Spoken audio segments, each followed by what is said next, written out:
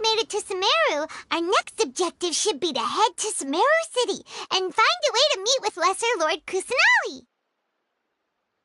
And speaking of Lesser Lord Kusanali, even though we haven't heard too much about her, she doesn't seem to be the same deity who abducted your brother. But even so, people call Sumeru the Nation of Wisdom, you know. If we can get a chance to meet the God of Wisdom, maybe she can give us some useful information. But, Paimon doesn't know the way to Sumeru City. Maybe we can climb up to that spot with the statue of the Seven on it. That'll give us a way better view of things. Even if we can't see exactly where the city is, at least we'll be able to check for some smaller settlements nearby. Wait a second. Look! There's someone up ahead! Perfect timing! Now we can just ask for directions rather than wander around like lost adventurers. Hey there! We're not from around here and seem to have gotten a little lost. We'd like to ask for some directions. Huh? Did they not hear Paimon? Hey! You over there! Could you give us some directions? Huh? What's going on here? There's no way she could have missed that. Wait! Could she be ignoring us? How dare she? Well, even so, she might be heading someplace where we could find other people to ask. Let's keep our distance and follow her. When we get the chance, we'll just ask someone else for directions.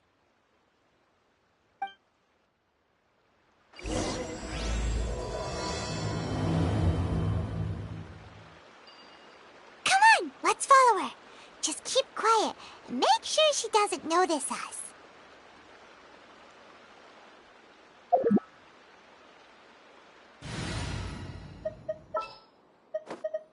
Time to broaden the horizon.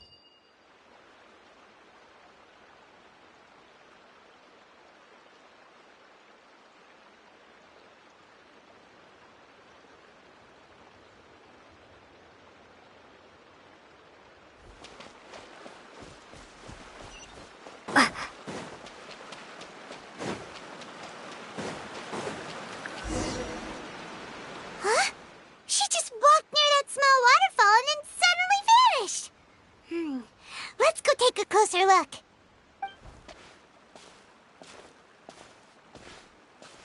Paimon thought this cave would lead to a village or something, but, it looks like that's not the case. Look, she's sitting over there. Wait, she couldn't possibly be living here, could she? What should we do now? Do we try asking her for directions again? All right, then. It's not like we have anyone else we can ask. Even if she's not very friendly, we just need her to point us in the right direction. That's all. Oh. What a lovely smell. It's coming from that sensor over there. This is definitely not your typical place to call home, but at least it smells nice. Maybe living here wouldn't be too bad after all.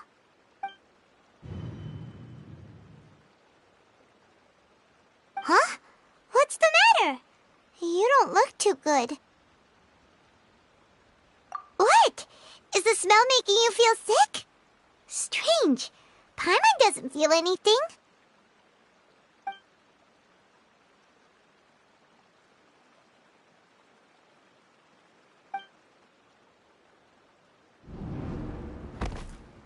What's happening? Traveler? This is no time for a nap. Oh, come on, wake up.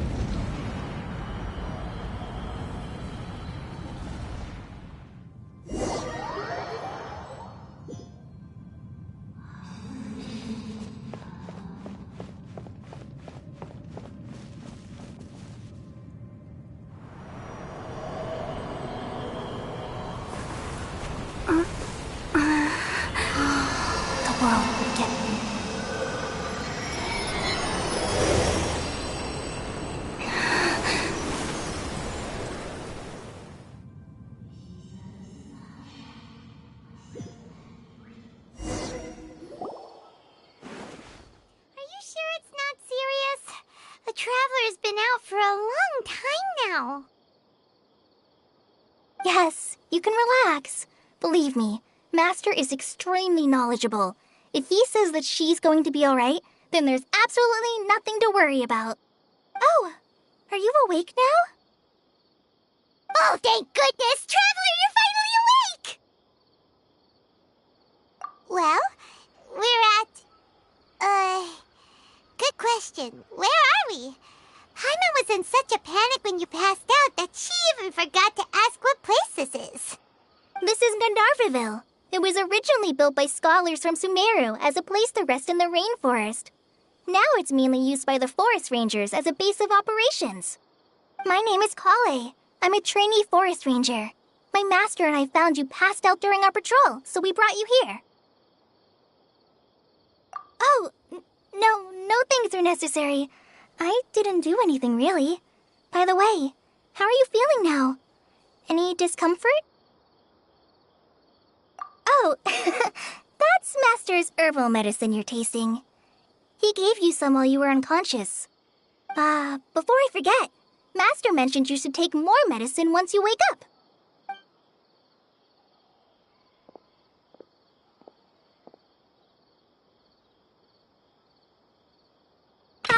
Whoops! Kale, what's the matter? Were you trying to retrieve the medicine? As I've already told you, you must be careful with these. I'll get it for you once I am finished here. Sorry, Master. Now, the Guide to Avidia Forest's edible fungi is clearly posted on our bulletin board, but if Farbode forgets which mushrooms to avoid one more time, I'll have no choice but to leave the guide somewhere a little more visible. Like right smack on his forehead so others can remind him to be careful. Right? This is the second time he's come down with food poisoning this month. I'll be sure to give him a good talking to. Yes, please do. If, on the off chance, Farbode simply enjoys having little imaginary fairies dance before his eyes, then we'll just let him be. But the next time he requires any of our medicine, be sure to charge him accordingly.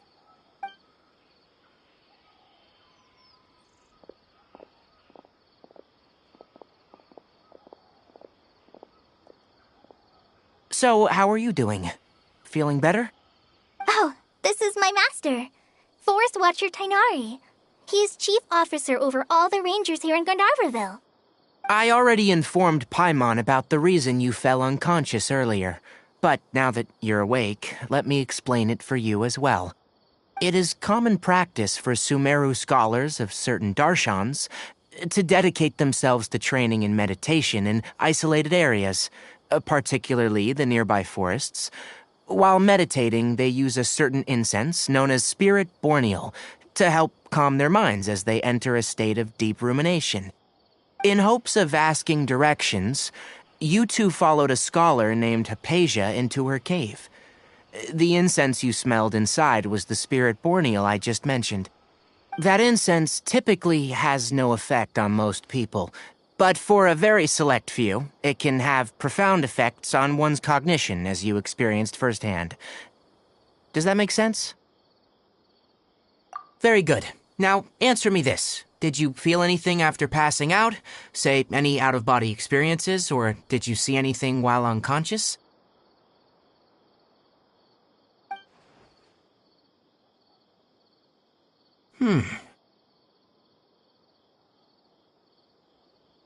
Kale, let the others know to stop bringing their patrol logs here for now.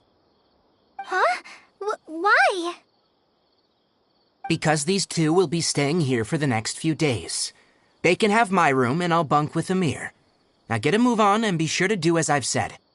Yes, Master Tainari.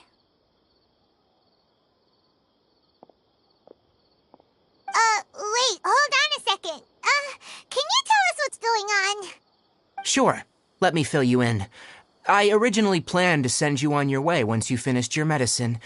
However, it appears now that you should stay a while longer in Gandharvaville for further observation while you recuperate. Further observation? No need to be hasty.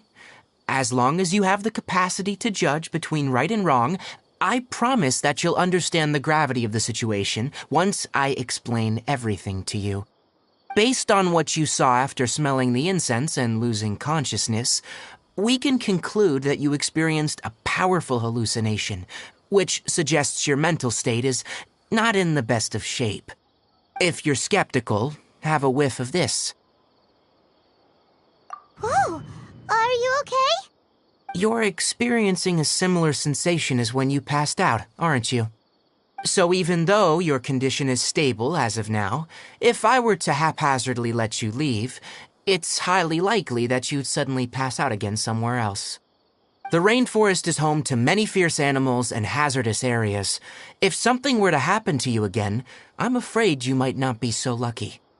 For now, I suggest you continue taking your medicine each day and avoid wandering off on your own, at least until you stop having adverse reactions to this kind of smell. Okay? Good. Now, continue resting while I fire up another bowl of medicine for you. Seriously? We just arrived in Sumeru and we're already having problems left and right!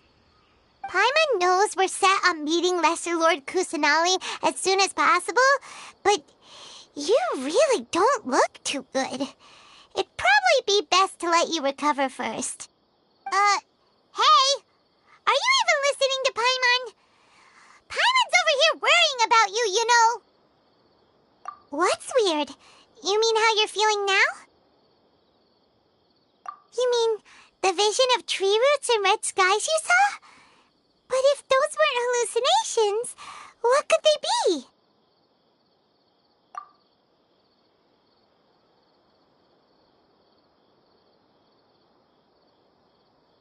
Well, considering how unique you are, Paimon trusts your judgment here. But why didn't you say anything about it to Tainari? If he misjudged your condition, then there's a chance you could get worse, right? Huh? You mean that Tainari already knows that what you saw weren't hallucinations? But if that's the case, why would he try to hide that from us? Oh, Paimon gets it now. That explains why you were so quiet earlier. Well, that settles it then. We'll stay here to rest up and figure out what's going on with your hallucinations. But it seems like asking Tainari might not be an option anymore. What do you think we should do? Good idea. Kali's pretty friendly. We can ask her tomorrow about what she knows regarding the Dendro Archon and customs in Sumeru.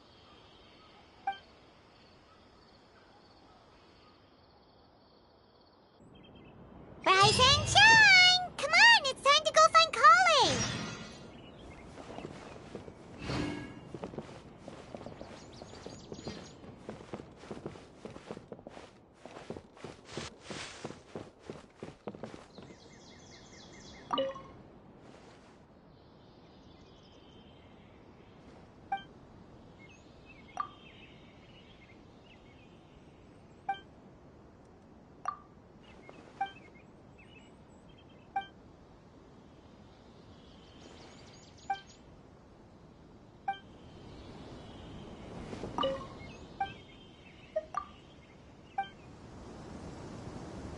Don't fully trust anyone except yourself. Elazar is a truly troublesome illness. How many Rupeshah mushrooms do I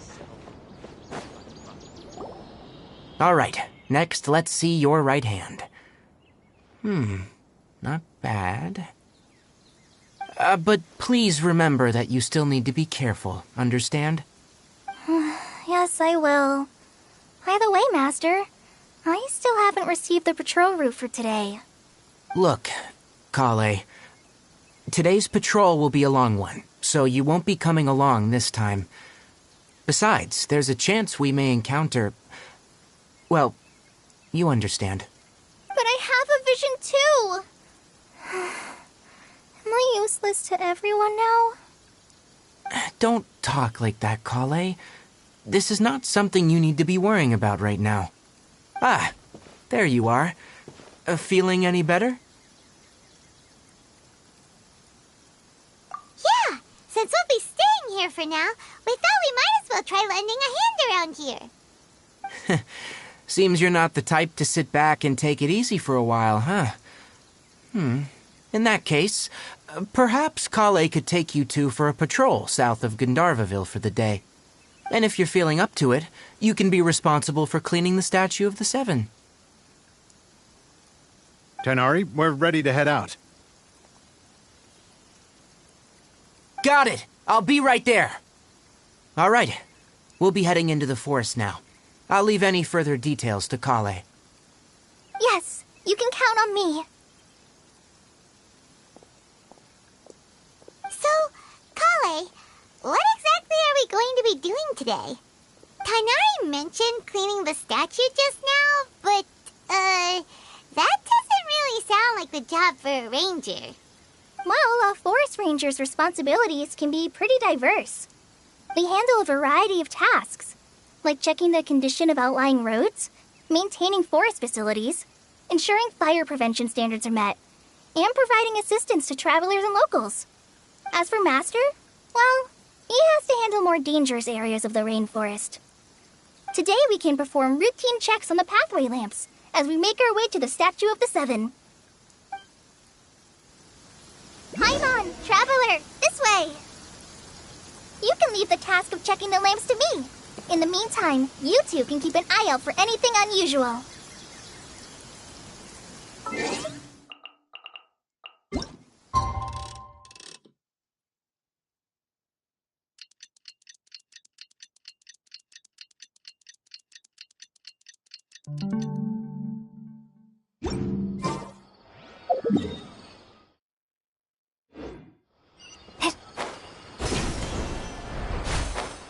Yesterday, a total of 5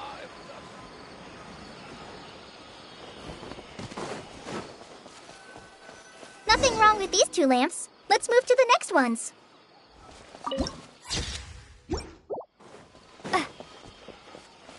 Oh, this lamp seems to be getting a little wobbly. Let me make a note of it. No problems with this lamp. Good.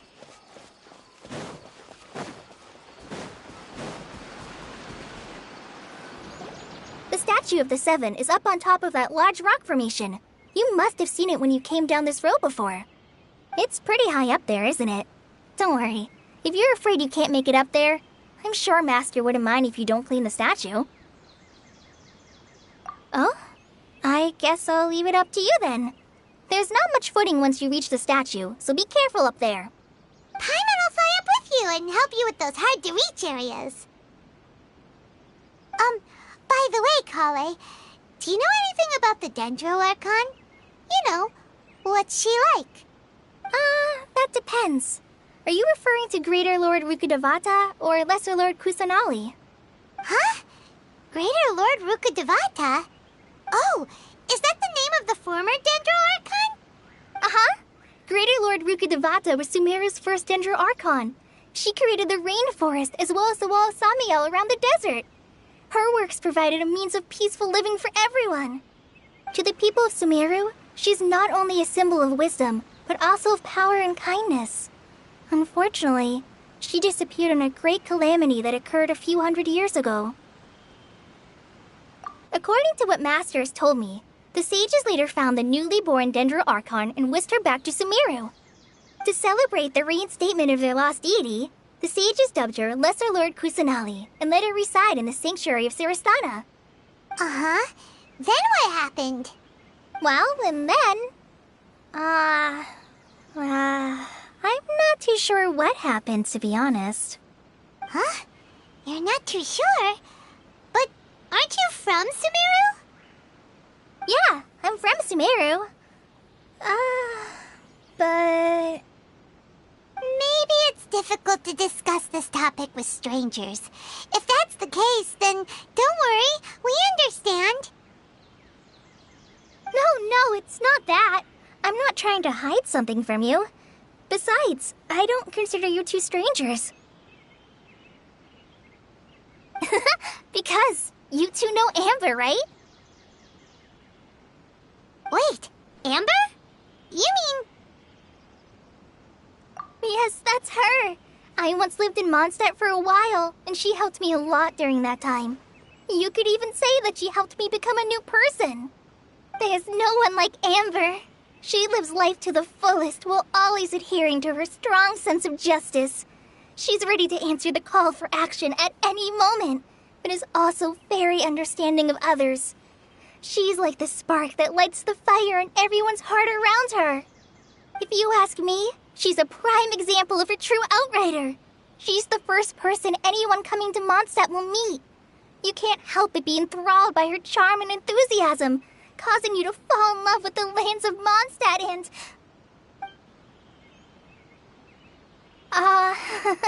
sorry. Paimon thought the work of Outriders was a little different from what you just described, but one thing's for sure, you really like Amber. Sorry. I was rambling on just now. It must have sounded kind of weird. It's alright, Kale. Knowing that you're a friend of Amber somehow makes Paimon suddenly feel a lot closer to you. So, how do you know that we've met Amber? Well, after I returned to Sumeru, Amber and I have stayed in touch by writing each other letters. In one letter, she mentioned that Mondstadt was attacked by a fearsome dragon, but the city was saved by a mysterious blonde traveler and their floating companion.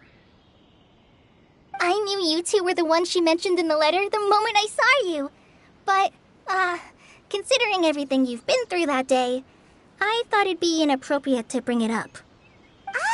So that's how you knew. Yep, so please know that you two have my complete trust, really. I wish I could tell you more about the Dendro Archon, but I have been away from Sumeru for some time, and I haven't read any books. Sorry. That's alright. You've already helped us a lot. We had never even heard of Greater Lord Rukkhadevata or the Sanctuary of Surasthana until you mentioned them. Oh, I'm happy that was helpful. There is one thing I want to ask, though. Why do you two want to know about the Dendro Archon?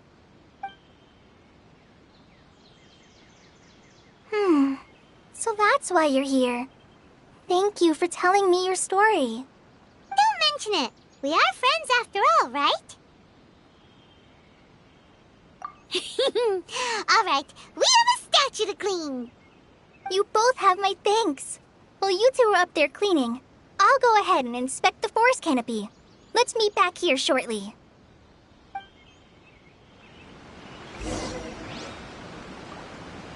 I'm not a very good climber, so I'll just let you handle the statue. I'll go check the facilities up ahead. By the way, once we're done with our work here, would you like to chat some more?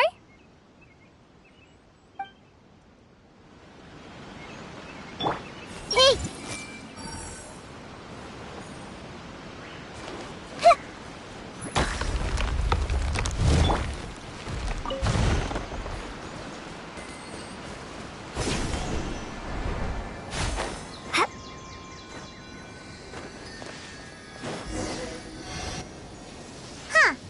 Now that Paimon looks at it, the deity that's carved on the statue is kinda small. Do you think she's supposed to be Greater Lord Rukkhadevata or Lesser Lord Kusanali? You might be right. The statue does look kinda old. Well, anyway, we'll have to figure that out later. Let's get started statue. Paimon will fly up and take care of the top, and you clean everything below.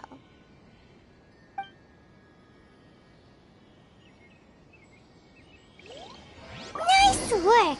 That's one clean statue. Let's head down and meet up with Kale.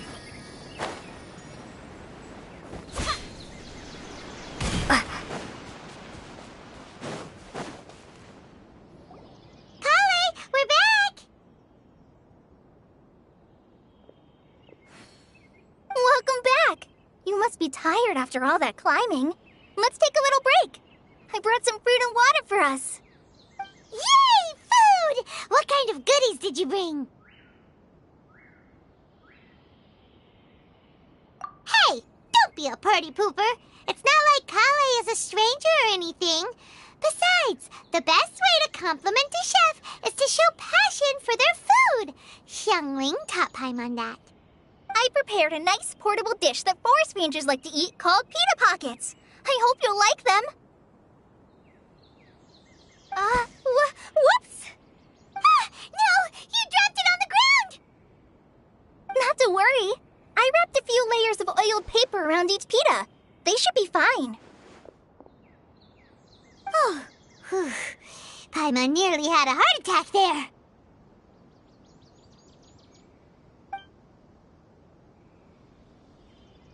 Those pitas are amazing!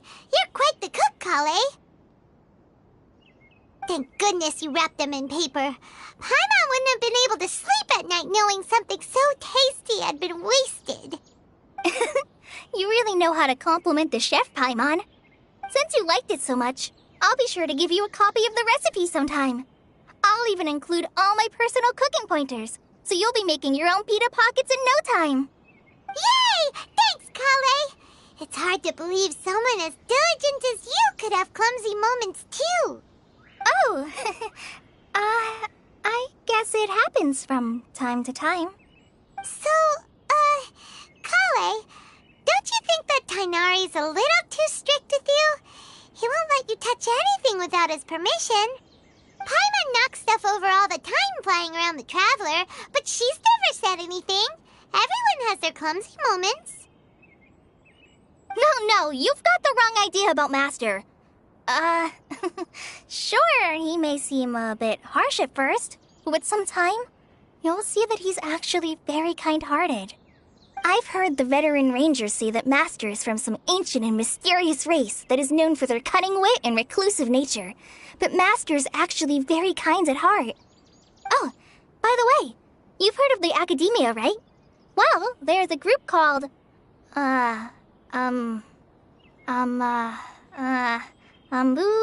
something?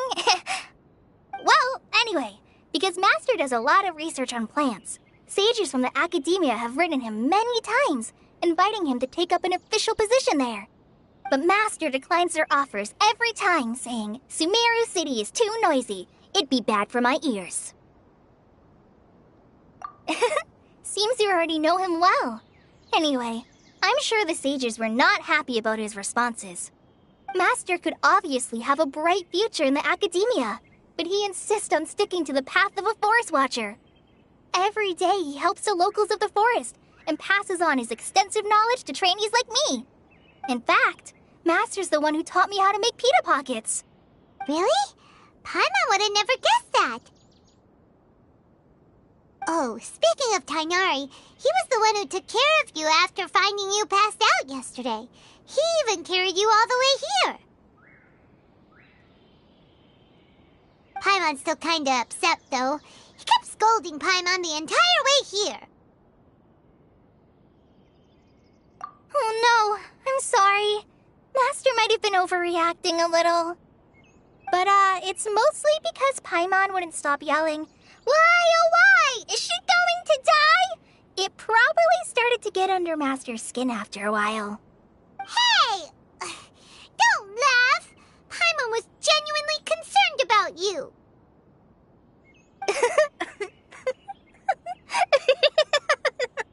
Hey!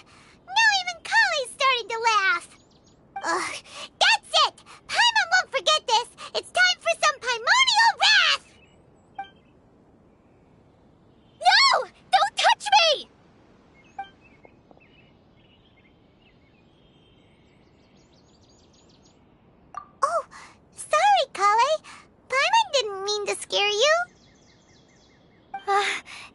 No, I just... I didn't mean that. Kale, are you okay? What's the matter? No, I'm... I'm fine. I'm sorry. I must have startled you both reacting like that. Oh, well, it's getting late now. Let's hurry back to Gandharville. I think Master and the others should be back by now, too. Huh? What was up with Kale just now? And why is she in such a hurry all of a sudden? Look, she's practically running back. Paimon can't even see her now.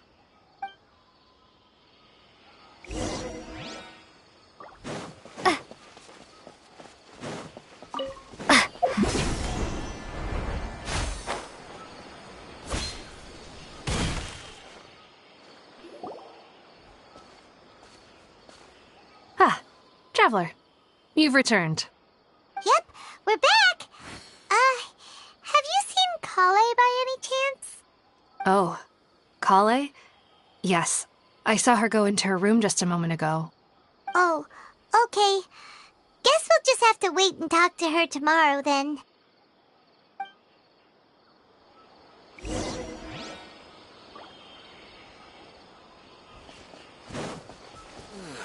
I'm dead on my feet.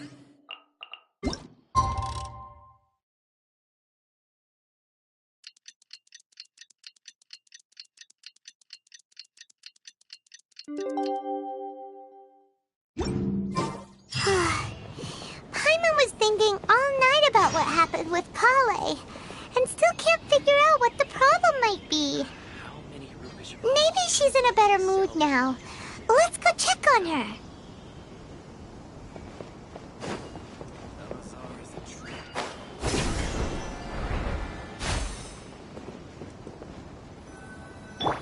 Everyone hold hands.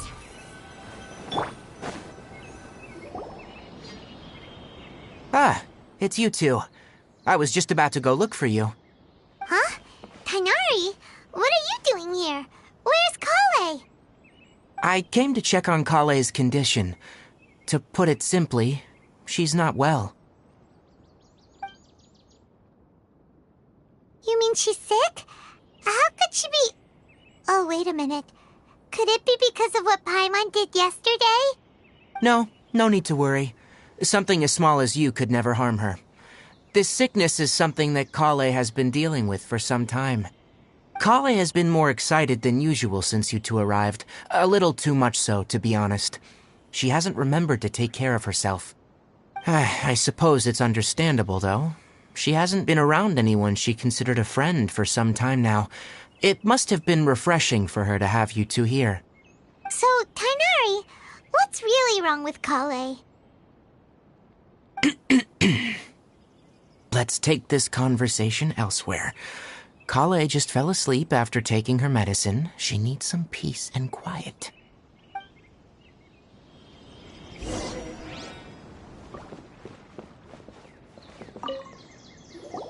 Shh!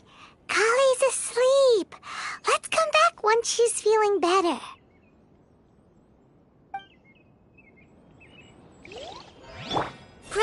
Grow!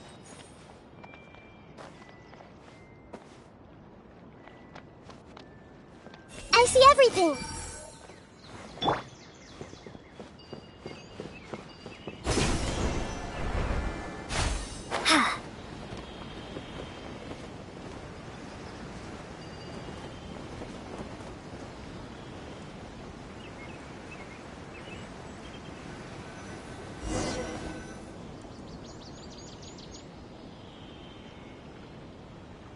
All right, let's continue our conversation here, shall we?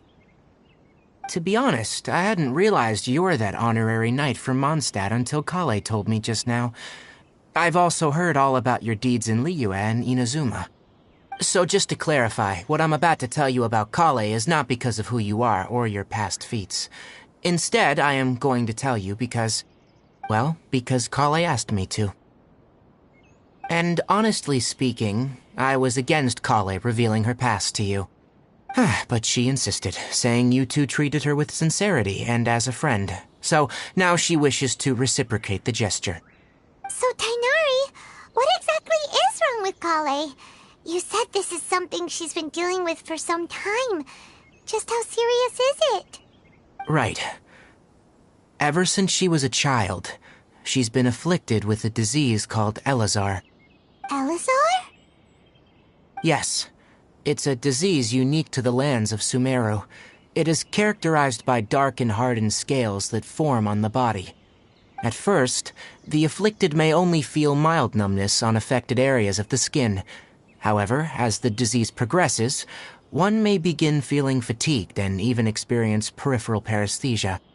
In its final stages, the disease strips a person of the ability to control their own body, and they effectively become completely immobile. That sounds terrifying. Wait, hold on. So when Kale seemed to be acting a little clumsy earlier, it was because... Correct. That would be the effects of Elazar, which is precisely why I do not want her carrying or holding anything, lest she ends up hurting herself. With appropriate treatment, the disease can be effectively controlled before it progresses to a more serious stage. However, there is unfortunately still no true cure for Elazar. Nevertheless, Kale's mother still hoped that there was something out there. She handed Kale over to an organization known as the Fatui after one of their members lied and said they had a cure. What? The Fatui? Ah, it appears you already are familiar with them. That'll save me some explanation. Anyway, the person who eventually rescued Kale and brought her to me for care said that she had been given to a harbinger known as the Doctor. I have no idea how this doctor managed to do it, but her case of Elazar was completely stable for all the years that Kale was with them. However, Kale's days with the Fatui were anything but pleasant. Kale is a resilient individual and always tries to appear cheerful, but her experience with the Fatui has left deep scars. Even now, she can still feel deathly afraid of someone touching her. Oh, Paimon had no idea Kale's been through so much suffering. Oh, by the way, Paimon, Kale wanted me to tell you that she's sorry for scaring you yesterday. She also wanted both of you to know that she's sorry for hiding her illness. She doesn't need to apologize. None of this is her fault at all. Well said. I hope you'll get a chance to tell her that in person the next time you see her. Kale once thought that it would be impossible for her to have any real friendships. I trust that you two will never let my trainee experience such emotional pain again. Don't worry, Tainari. We'll take good care of her.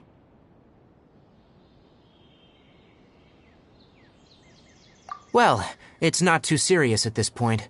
She overexerted herself the last couple of days, which is what led her to break down this time. As long as she has taken her medicine and gets plenty of rest, she should get better. Though I must admit that Kale's condition was much more stable when she first arrived here in Gandharvaville. She was interested in the work of the forest rangers the moment she saw us. I could see that she was serious about learning, so I felt compelled to ask her to join us. Her stamina has gotten much worse recently. Though a moderate amount of physical exercise is always necessary, I'm afraid the long-distance patrols are a little too much for her now. All right, now that I've told you about Kale's past, I think I'll head into the rainforest to find some ingredients needed for her medicine. I'll see you two later. Yeah, we'd like to do something to help Kale too. All right, but I must warn you two. The rainforest is a dangerous place, especially for someone who's still recovering, like the Traveler. You must follow closely and listen to every instruction. No problemo. Let's go then. We'll be looking for a plant known as the Nilot Pala Lotus. It's often used to help those afflicted with Elazar recover their energy. Hey, Tainari? Where exactly are we going to find this plant? Nilot Pala Lotuses can be found all over the rainforest, but it often grows right here around Gandharvaville. Given the name, it sounds like we should be looking for it in the water. You are correct. The Nilotpala lotus grows in the water. When fully matured, they look like giant blue flowers floating on the water's surface. Quite an attractive species, if you ask me. The large petals are actually the plant's leaves and sepals, which surround a very small flower. You should note that many of the plants found in Sumeru have names that are contrary to their species. Take the Calpulata, for example. The plant is not a lotus at all, but rather a vine. And then there's the Sumeru rose, which is not a rose, and is completely contrary to its name. Oh, okay then. Note to Paimon. Never bring up the topic of flowers with Tainari.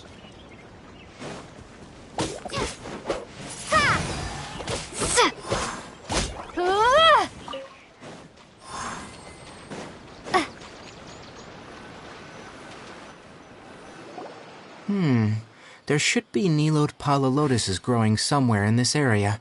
Let's split up and begin searching. If you could manage to gather 4 of them, that would be sufficient. We'll rendezvous here once you've gathered the needed amount.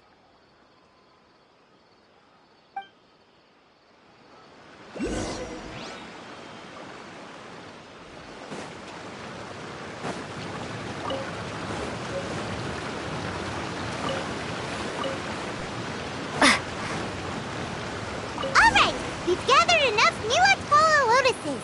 Let's head back to meet Tainari.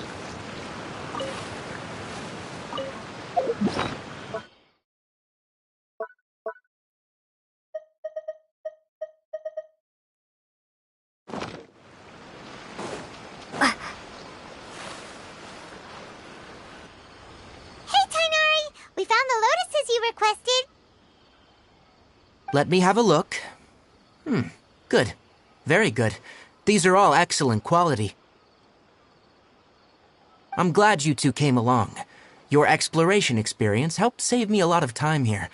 It seems we even have enough time to stock up on other things I need. Hey, Tainari!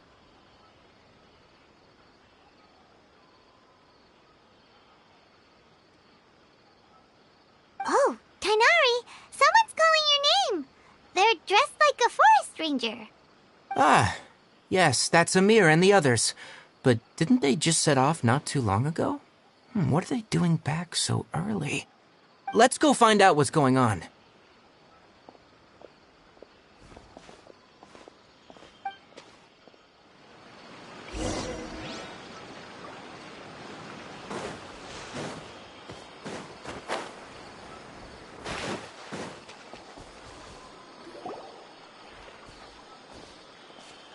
Tainari, thank goodness we found you here. We were just about to head back and find you at Gandharvaville. What's going on? We just discovered a withering zone. The withering is back? But the patrol route you were on should have been already cleared just a week ago. It reappeared so quickly. Can you tell me the exact location? It's up ahead, deep in the river valley. It's appeared in a spot that blocks nearly the entire narrow part of the valley area, so we decided to come find you as quickly as possible. And the radius of the contamination? Sorry, I couldn't get a clear enough view to tell. No one in our patrol team had a vision, and it appeared to still be spreading, so we didn't risk getting any closer. Okay, I understand. You made the right decision. I'll go deal with it right away. In the meantime, please guide these two back to Gandharvaville. Wait, Tainari! Why don't you let us help you? You two have only just arrived in Sumeru. You're still unfamiliar with many things in these lands. There's a unique type of anomaly that occurs in the Sumeru rainforest. It's called the withering. The affected areas not only cause nearby vegetation to wither, but it's also lethal to wildlife and even people. If you don't carry a vision, then you should think twice before approaching such places. Yes, Amir is absolutely right. I wasn't kidding when I said the rainforest is a dangerous place. As Amir said, only someone with a vision, that is, the power to manipulate elements, will be able to resist the withering's corrosive effects for a time. That's right. If any of the forest rangers without a vision come across a withering zone, we first make a record of the location and then have a ranger with the proper abilities deal with it, like Tainari here. Only someone with a vision can venture within a withering zone and find a way to deal with it. But you don't seem to carry a vision. Don't worry, she may not have a vision, but she's a real pro at using the power of the elements. Don't sweat it. We've helped others deal with similar situations before. Wait, you've met other forest rangers before? I was planning to properly show you both how to identify the withering before you left Gandharvaville. Anyway, since you two are experienced adventurers, come with me. I'm sure you'll both be able to help.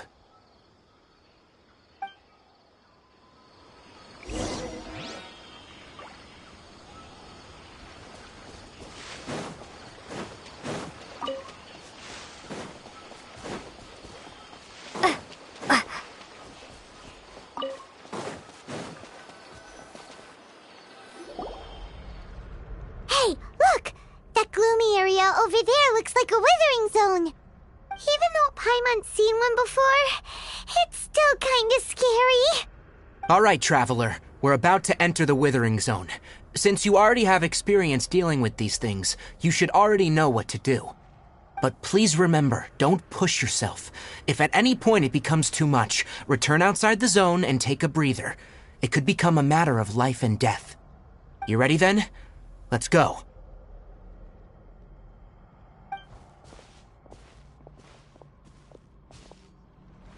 First, we must locate any branches sustaining the withering zone.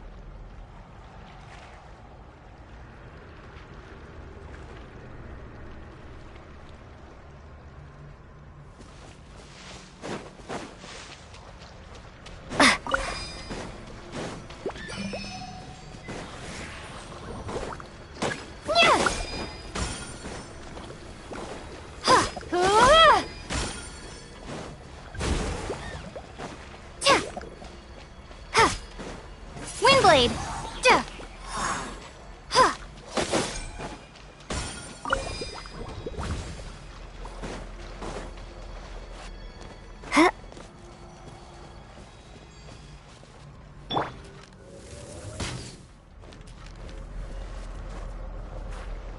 I'll race you there!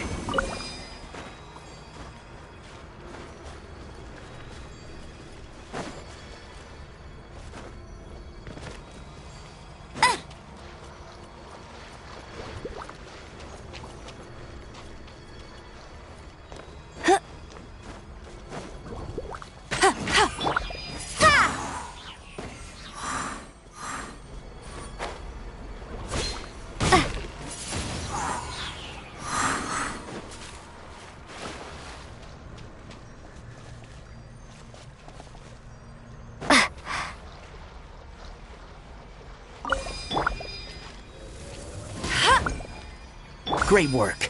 Now that all the branches have been cleared, we'll need to take care of the tumor.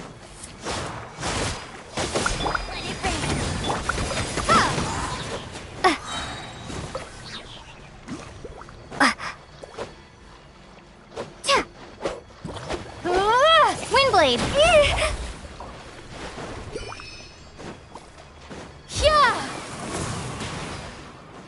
Now! Destroy the tumor of the withering!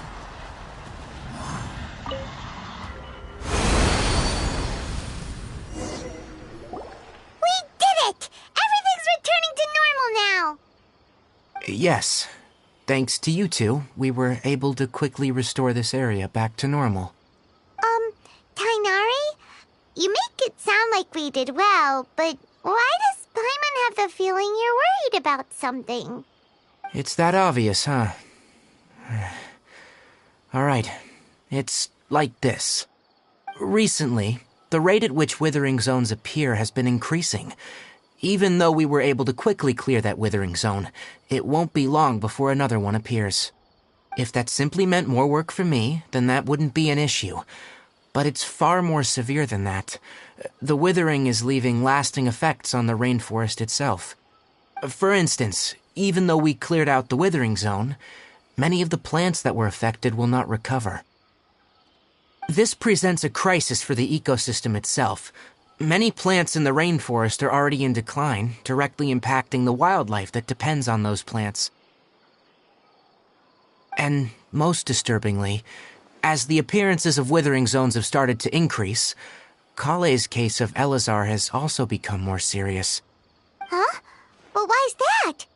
I'm still not sure of the exact reason. However, I've received word from acquaintances at the academia that similar cases are being reported for patients with other conditions. No, none that we know of. The withering has been recorded in Sumeru for millennia. It's said that it originates from the depths of the world. Oh, by the way, have you heard of Irminsul before? Irminsul is a tree located deep beneath the surface. Although it isn't like any tree we know in a biological sense, you can basically think of it as a large tree that grows downwards rather than upwards. I'm sure you've heard of ley lines, right? They're like the roots of Irminsul, spreading and extending from a massive cavern deep underground all the way up to the surface.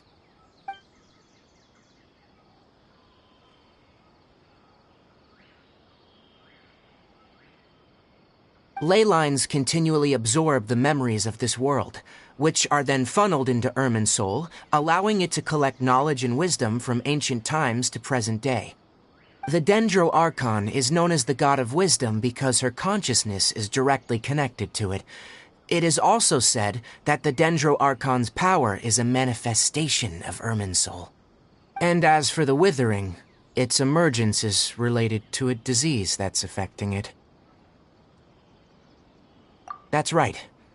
My ancestors learned of this from Greater Lord Rukkhadevata's familiars a long time ago, but even those mysterious creatures did not know of a cure for Irminsul.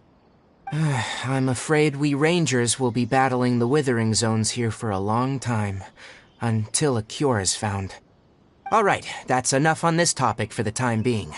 Now that we've taken care of things here, it's time for us to head back to Gandharvaville.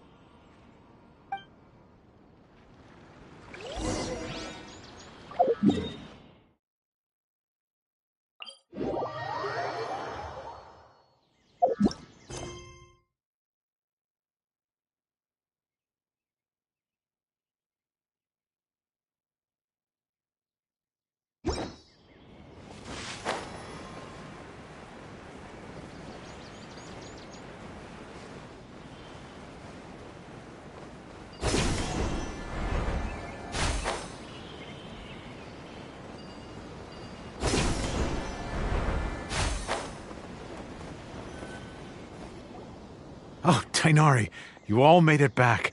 How did it go? The withering zone you reported has been taken care of. No need to worry. Huh? Wait, is that? Oh no, Hypatia!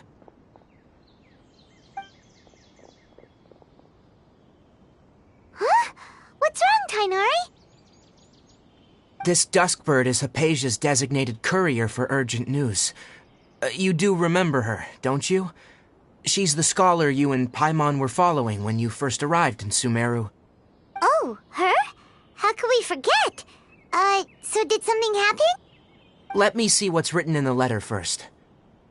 So what's it say? And what's with that weird expression on your face? Just let Paimon read it. Huh? All Paimon sees are 3 squiggly lines. Yes, allow me to explain. After we brought you from Hypatia's cave to Gandharvaville, Hypatia resumed her meditation.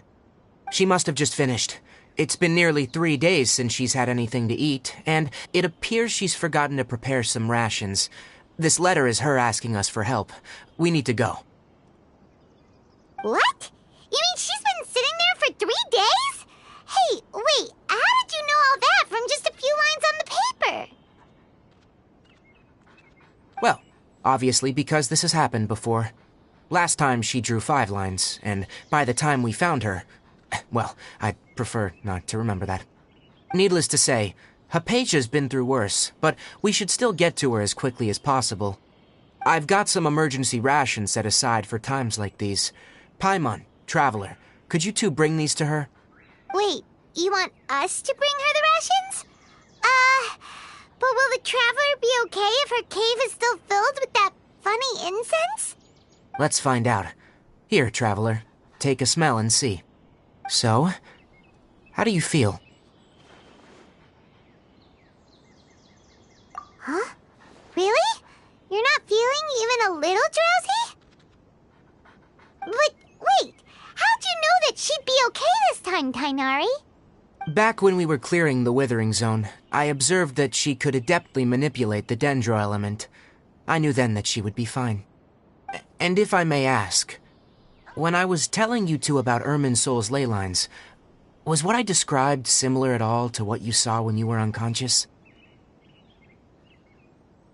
That's correct. Those weren't hallucinations at all, though I don't intend to apologize for deceiving you. Because what you saw is of significant importance, not just for the nation of Sumeru, but the entire world of Teyvat. My forefathers were shown much favor by Greater Lord Rukkhadevata. We took an oath to protect this nation together with her. Now that that duty has fallen to me, it was a part of my responsibilities to ascertain whether you could be entrusted with the fate of Sumeru. Now, after seeing you in action with my own eyes, you have earned my confidence, and I no longer feel the need to hide any secrets from you. When you passed out, your consciousness had connected directly with Irminsul. What you witnessed were actually real memories contained within Irminsul itself. I could try to tell you more, but it would be better if you went to ask Hypatia instead. Her focus on meditation and use of Spirit Borneal are aimed at establishing a connection with Irminsul, just as you did. That sounds nice and all, but will she really help us? Seriously, she completely ignored us the last time we tried talking to her. That was because when you ran into her, she was in a special phase of her training. During that time, she must avoid communicating with others. Please, wait here for a moment.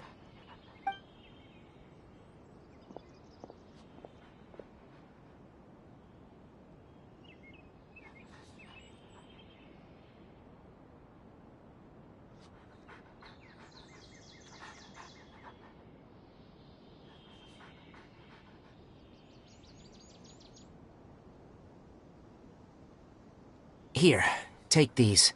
It's a meal I packed for Hypatia, as well as some other ingredients. I'm sure it'll come in handy.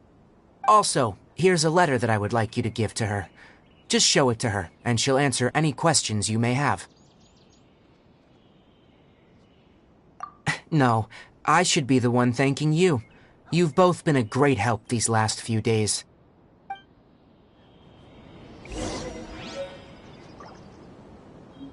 Anyway, please take good care of Hypatia. I'll go prepare Kale's medicine now. Using the Nilot Pala lotuses while they are still fresh will significantly boost their effectiveness. Rest assured, Kale will recover quickly as long as she has her medicine.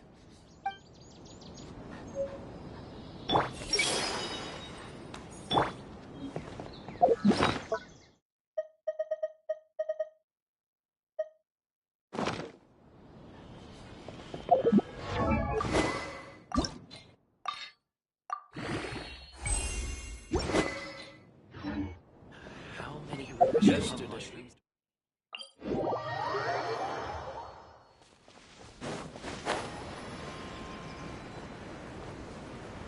Hypatia should still be in the cave. Let's go inside and see how she's doing.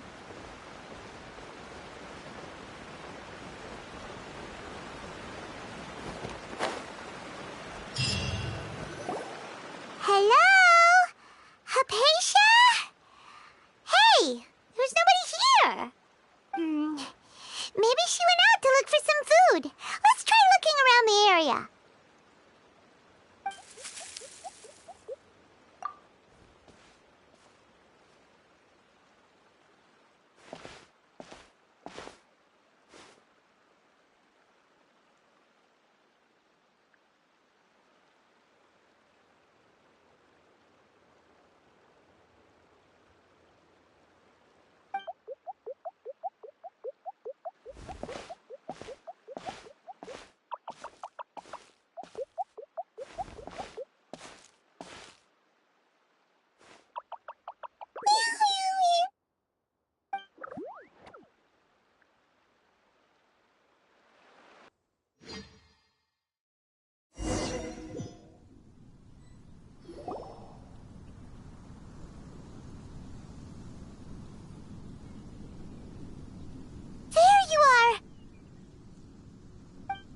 Hypatia, are you alright?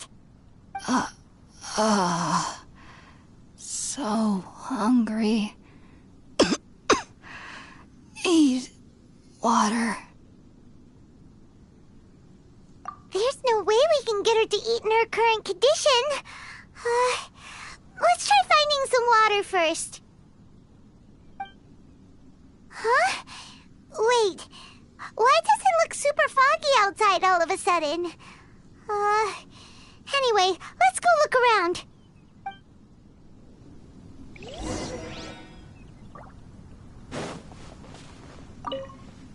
So hungry. Everyone hold hands.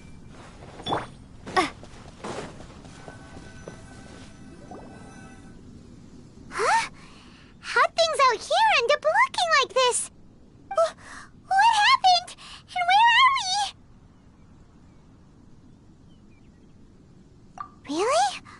Oh, maybe you're right. Let's go investigate the area.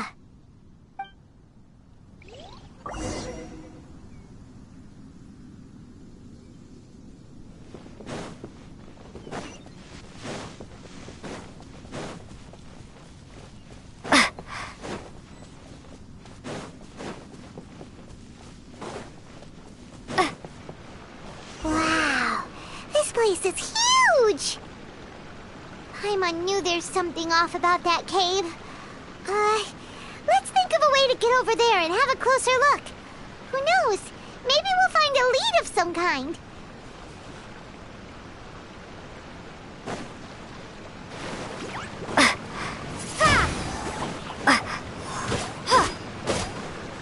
Go, go, Baron Bunny!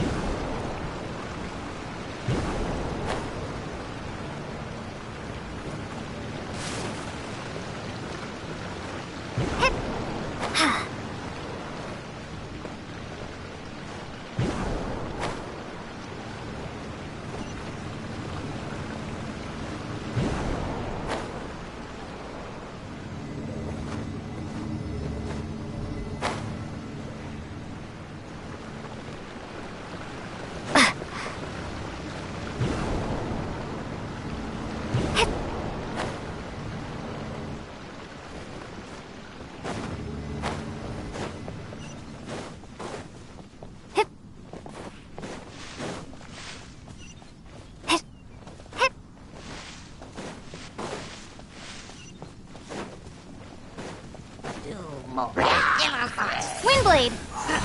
Get him! That's cheating!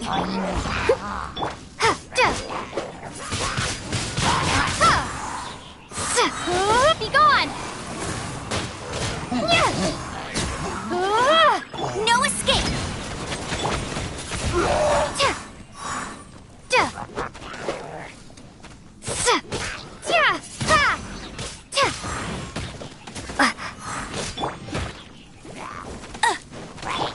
Windblade!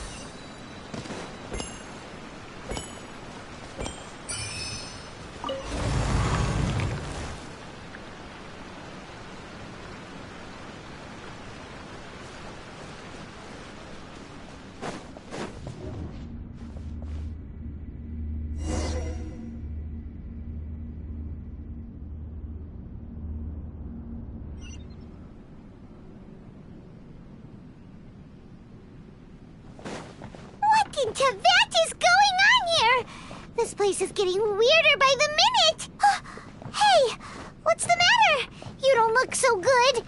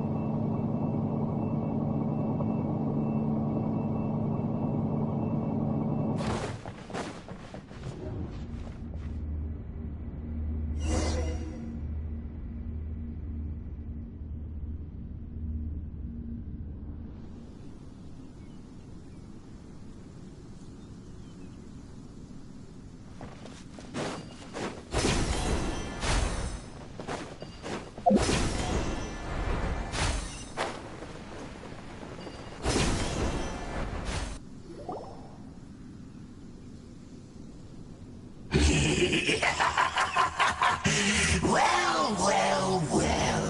Looks like we meet again, traveler. The Abyss Herald! What are you planning to do in this strange place? Strange place. Plotting. You needn't worry about such things. They don't concern you. Bow before the Abyss! No one escapes my sight! Windblade!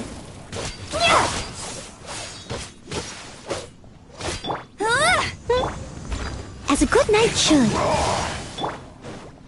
Decimate!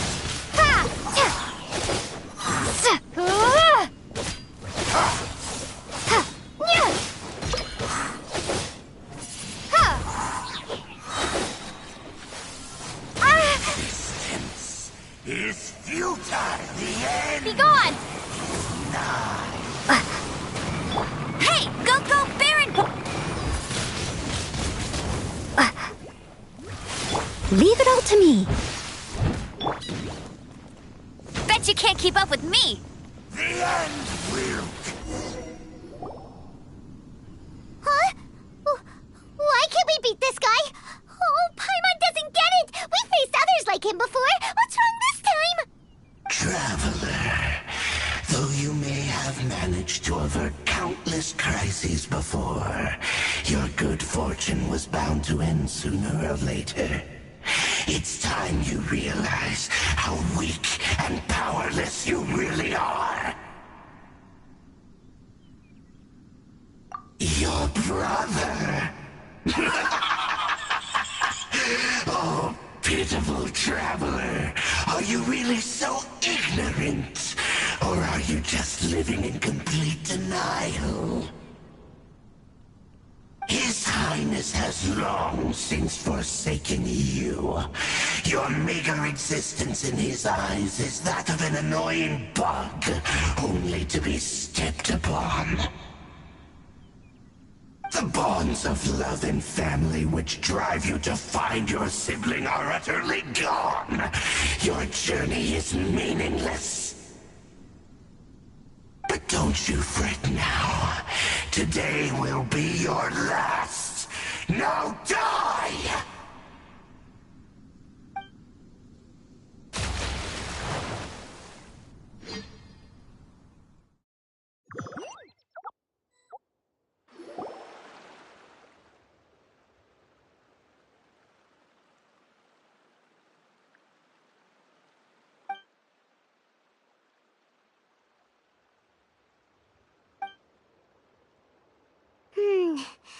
What do we do?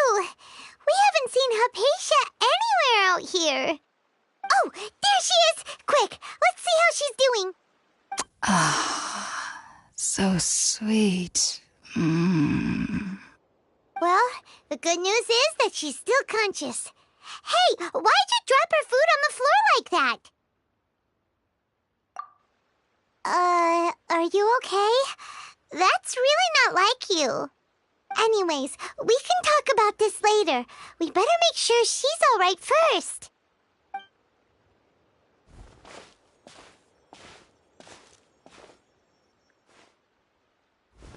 Whoa, wait a sec. Look at all this fruit lying around her. We can put that to good use.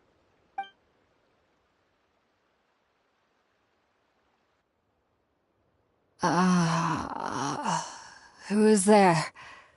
Tainari, is that you?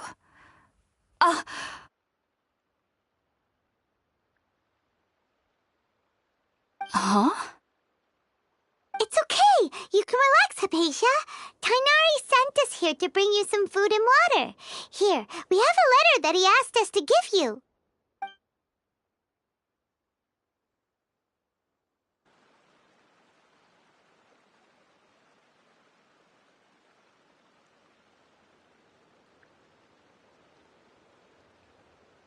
I see. So, you're friends of Tainari. I apologize for all the trouble I've caused you. I'm grateful that you came so quickly to save me. You even brought all this fruit. Well, actually, we didn't bring the fruit. It was already here when we arrived. We were kind of wondering about that, actually. When we found you here, there was all this fruit lying around and even some juice dripping from your lips. How did you end up like this anyway? Oh, really? I seem to understand now. All the fruit was likely from my, neighbor. Must have come by and saw me like this. Your neighbor? You mean there's someone else living nearby? Oh? So you're able to see them too?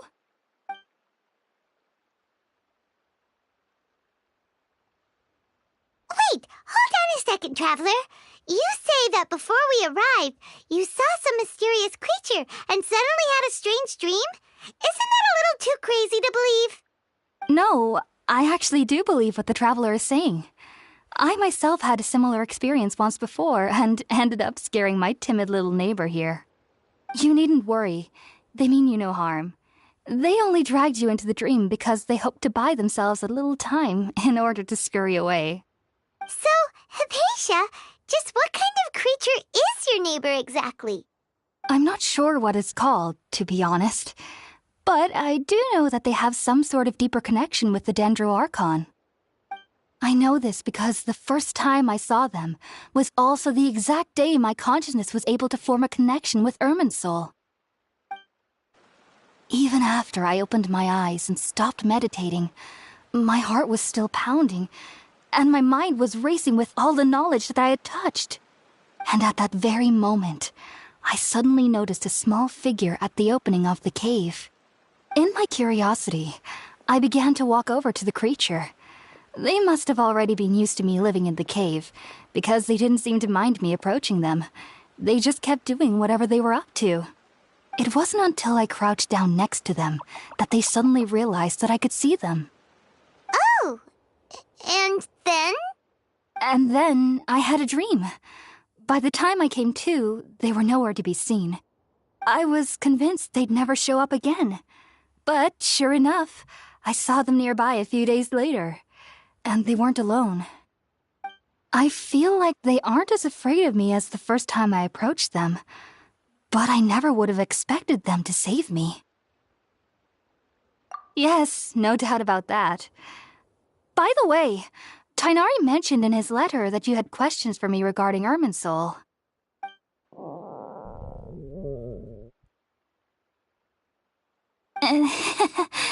Sorry about that.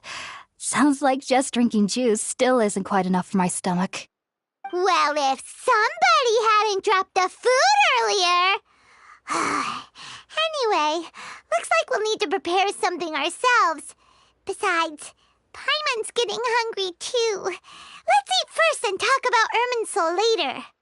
All right, we're up, Traveler. Today's menu will feature sweet madame and a radish veggie soup. You'll love them, Hypatia. They're our specialties after all. Sounds good. I've never tried any dishes from other nations before. I certainly look forward to it. It's been so long since I've had a decent meal, too.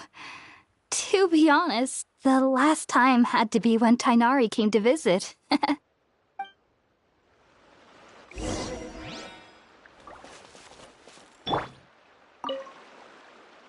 Are you already finished cooking? Smells delectable. I'm truly thankful whenever I can enjoy a proper meal like this. Cooking really isn't my forte.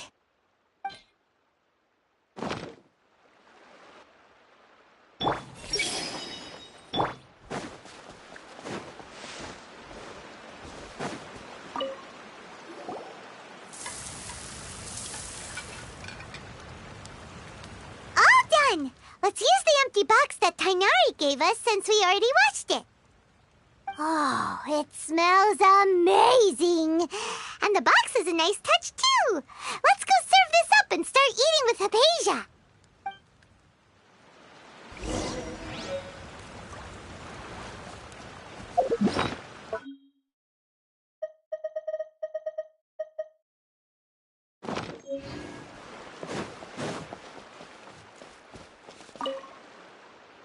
Are you already finished cooking?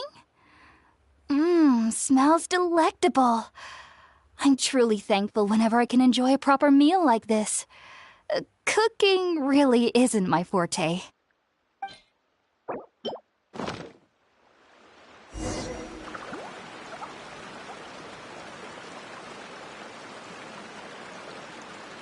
Even though everything you mentioned was in Tainari's letter, it's still hard to believe you were able to connect with Irminsul immediately after smelling Spiritborn Ale for the first time.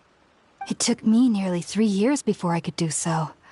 And everyone at the Academia even lauded me as a genius. You should know that some researchers spend their entire lives without ever successfully connecting with Irminsul as you have. So why does this incense allow people to connect to Irminsul?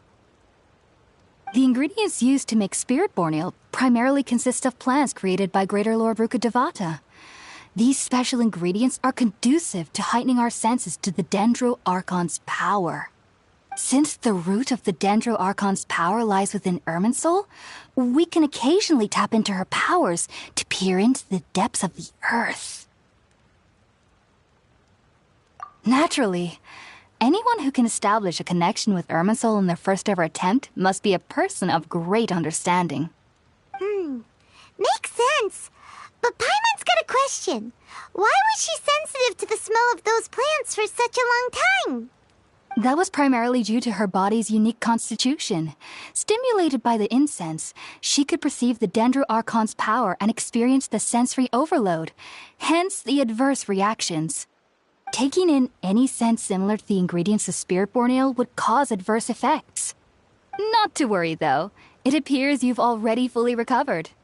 Technically, your body should still be sensitive to the powers of the Dendro-Archon, but unless you're using intentional meditation techniques, the scent of Spiritborn Ale should no longer trigger such reactions.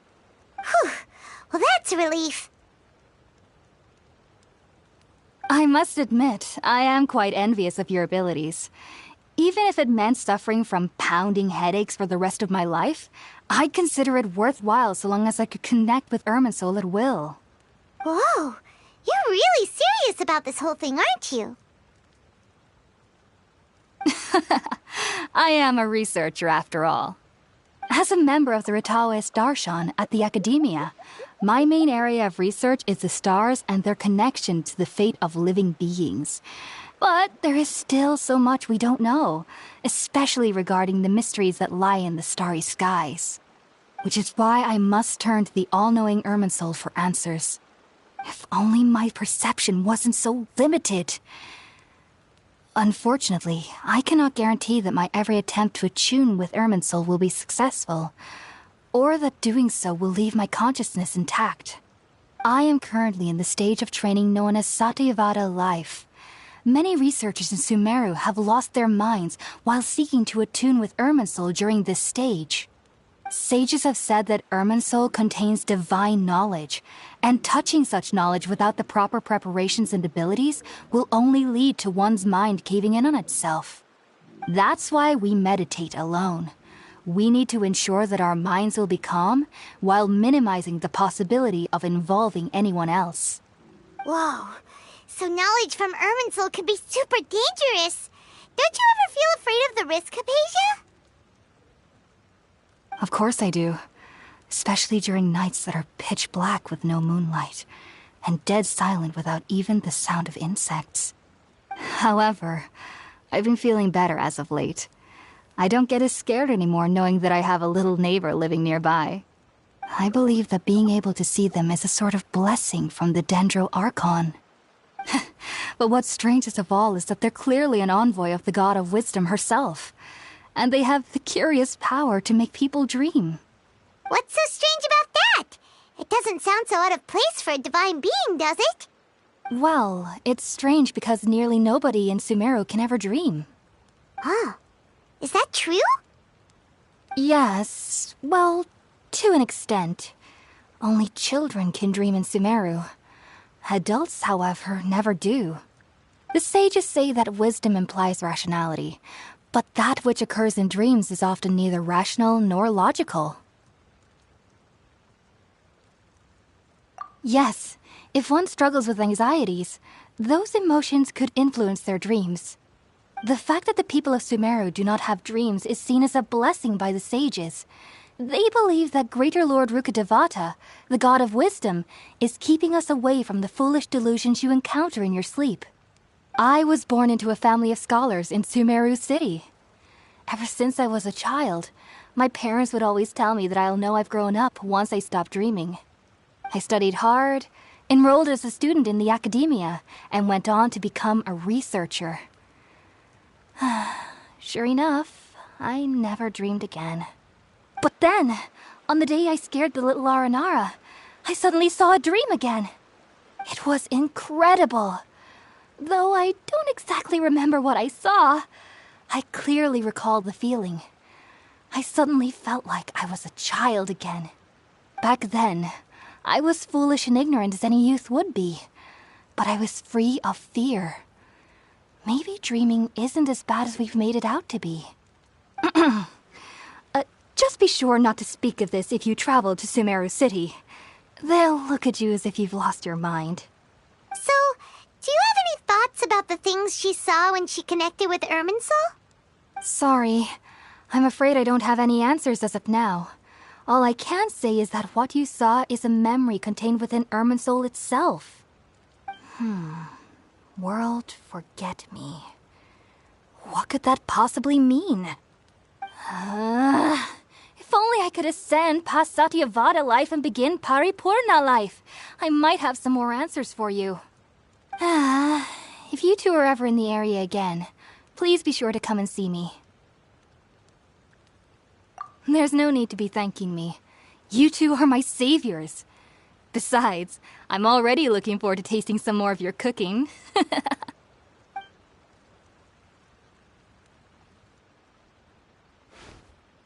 that we know Hypatia is alright and had the chance to ask her some questions, Paimon thinks it's about time to head back to Gandharvaville.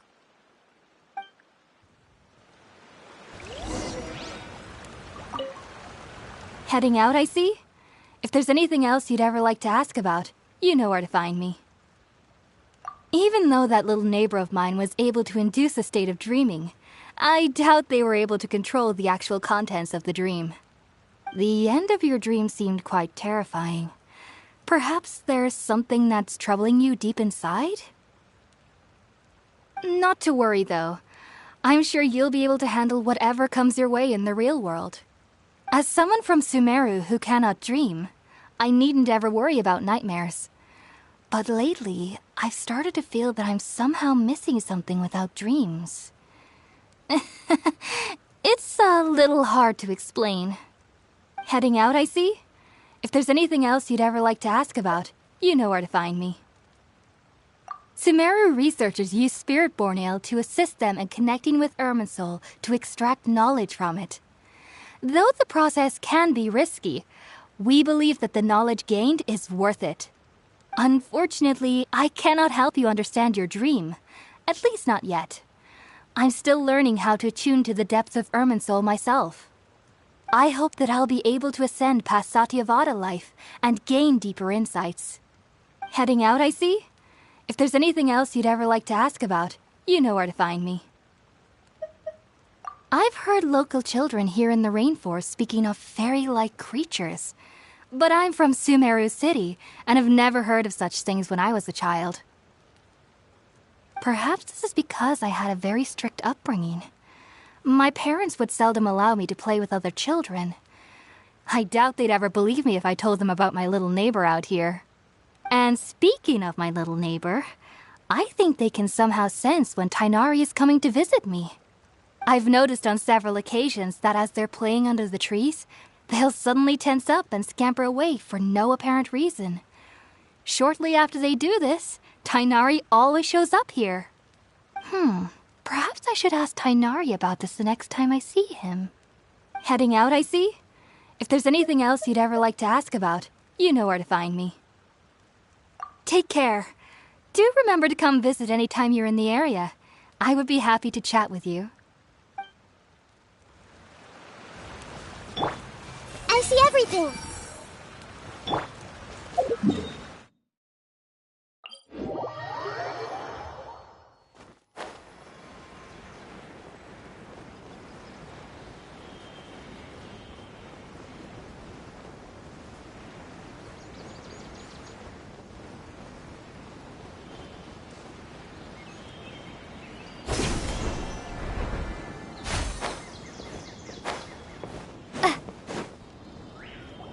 Think about it, Tighnari. Refusing to join is tantamount to burying your head in the sand. I understand that you're a forest watcher and that it's your duty to combat the effects of withering zones. But isn't it evident that such work is not a lasting solution to the problem? As Sage Kage clearly stated, your presence and guidance in Sumeru City is pivotal in finding a cure for Irminsul. How could you possibly refuse? Keep your emotions in check, Ghulam. Let's at least listen to Tighnari's reason for declining. We're here to invite him to the academia, not to cause a scene. Sage Kage, I am truly honored that you came here in person, but I'm afraid I must still decline your invitation. I am merely a forest watcher. How could the great minds of the Haravatat have any need of someone like me? Well, it turns out that your refusal letter had some implications on your master's reputation. He is a renowned sage of the Immorta, after all. So now I've come here in his stead. I see. Well, I figured that given his temper, he would come here and berate me personally. Tighnari, your master is an integral part of this effort, and now he requires your assistance. And what exactly does my master need of me, Sage Kage? You'll know, once you've arrived in Sumeru City, that is. And, how long will I be required to stay? There's no definite answer as of now. Do you mean to tell me that, despite coming all the way here to Gandharvaville, you still can't answer the questions I laid out in the letter to my master? If that's the case, then I'm afraid I cannot give you a definite answer either. Tighnari, but you... So be it. Come, Gulam, we're leaving.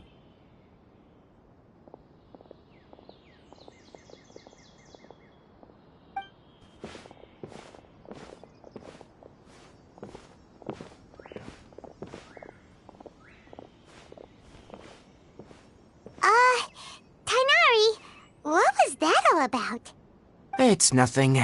Some people from the academia wanted me to go to Sumeru City to assist them with a project, but I had to refuse on account of all my responsibilities here. But all that can wait. How did things go with Hypatia? It was quite the eventful trip, but the main thing is that she's safe and sound. She answered a bunch of questions for us, too. Very good. Now that the Traveler has made a full recovery, there shouldn't be any reason for you to tarry here longer. I assume you will be heading to Sumeru City, correct? That's right! We want to meet Lesser Lord Kusanali and ask her for advice. Do you have any idea on how we can find her? Sorry, I'm afraid I don't have any advice for you there. Well, do you at least know anyone we can try asking in Sumeru City? Let me think. My trips to Sumeru City have been fairly short, and most of my acquaintances are researchers. Oh, how about this? I'll write you a letter of introduction that you can give to a researcher I know. He's from the Amorta Darshan and is adept at gathering information. Asking him might prove worthwhile. Also, when you enter Sumeru City, you'll probably end up receiving something like this item here. I'm not sure if it will ever come in handy for you, but maybe you can give it a try. Oh? What is it? It's called an Akasha Terminal. It's a tool produced by the Academia that utilizes the legacy of Greater Lord Rukkhadevata. Some say that this item is the very basis of Sumeru's reputation as the City of Wisdom. Needless to say, this device and its usage fall under the Academia's expertise, so I'll leave it to them to show you how to use it. Great! Next up, Sumeru City! But wait, before that... That's right! Tighnari, we have something important to say to Kale before we leave. Is she doing better now? Yes, she's doing much better. After being confined to her bed all this time, I thought a little walk would do her some good. Last I saw her, she was taking the path towards the North Crossing. She knew you two would be leaving soon, so she must have wanted to see you off. Thanks, Tighnari. All right, let's go! Farewell, and good luck to you both.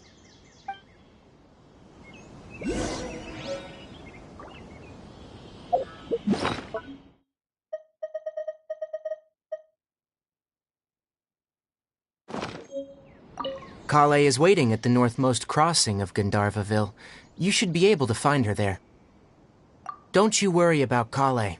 I'll look after her. I'll find a way to understand the relationship between the withering and her disease. Kale is waiting at the northmost crossing of Gandharvaville. You should be able to find her there. It seems there's a major project underway at the Academia, and my master has also joined the effort. But I can't afford to leave Gandharvaville now. Things are not going well here in the rainforest, And Kale needs someone to watch over her. Besides, I never was one for all the pomp and circumstance of life at the Academia. Given that my master hasn't come to give me an earful personally, it seems that my presence is not as sorely needed as they make it out to be.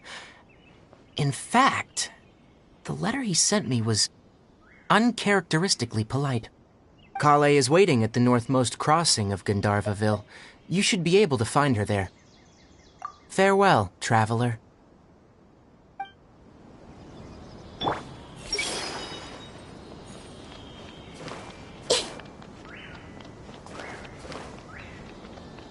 Everyone hold hands!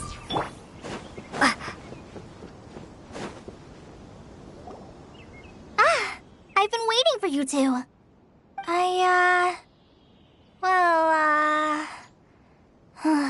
Never mind. I guess I should just wish you two a safe and successful journey. Thanks for waiting here just to see us off, Kale. We're headed to Sumeru City.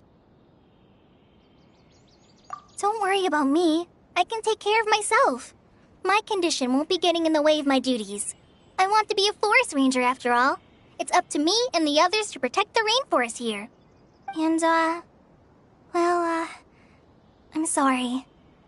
I should have told you both about my condition when we first met. I just wanted you two to treat me as a normal friend, not some girl that needs your sympathy. But I guess now I understand that the most important thing is for friends to be genuine with one another. There's no need to apologize, Kale. We should be thanking you for trusting us enough to be your friends and sharing your past with us. We're probably still gonna worry about your condition, but that's because we're friends and we care about you. Thank you. That means a lot. Before you leave, I have something for you. Oh? What is it? It's my recipe for pita pockets. I told you that I'd give you a copy, remember? My handwriting is a little, messy, so please don't laugh. Yay! Thanks, Kale. Now we can eat those scrumptious little pitas whenever and wherever we like. I hope that whenever you eat them, you'll both remember your time here in Gandharvaville. Well then, I, trainee Forest Ranger Kale, bid you both farewell. Please visit Gandharvaville again. The Rangers will always be ready to assist you here.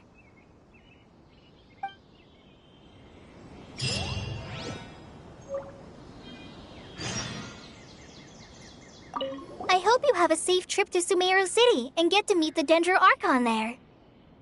I'm much better now. I'll be back on patrol again starting tomorrow. Even though I'm not quite ready to help Master clear the Withering Zones yet, there are still plenty of other tasks for me to handle. Oh, and Traveler, if you ever see Amber again during your travels, please don't mention my illness to her, okay? Amber knows about my case of Elazar and what's happened in my past, but I haven't told her about my condition getting worse. I guess I just don't want her to worry about me. If the need arises, I'll tell her about it myself.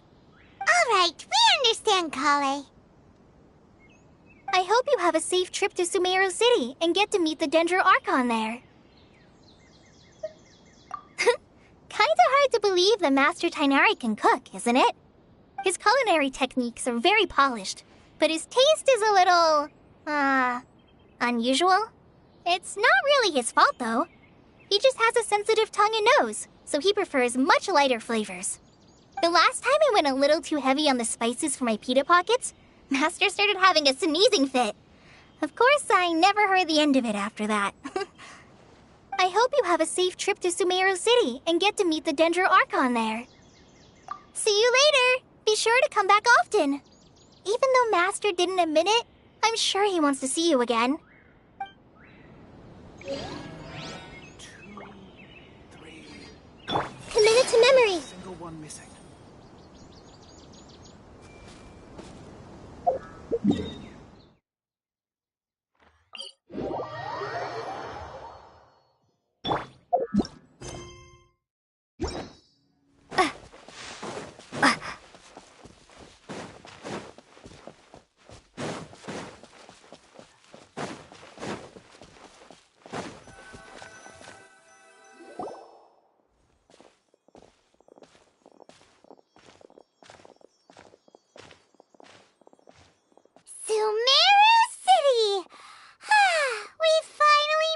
it.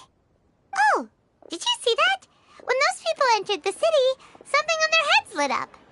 One moment, please, you two. It appears this is your first time visiting Sumeru City.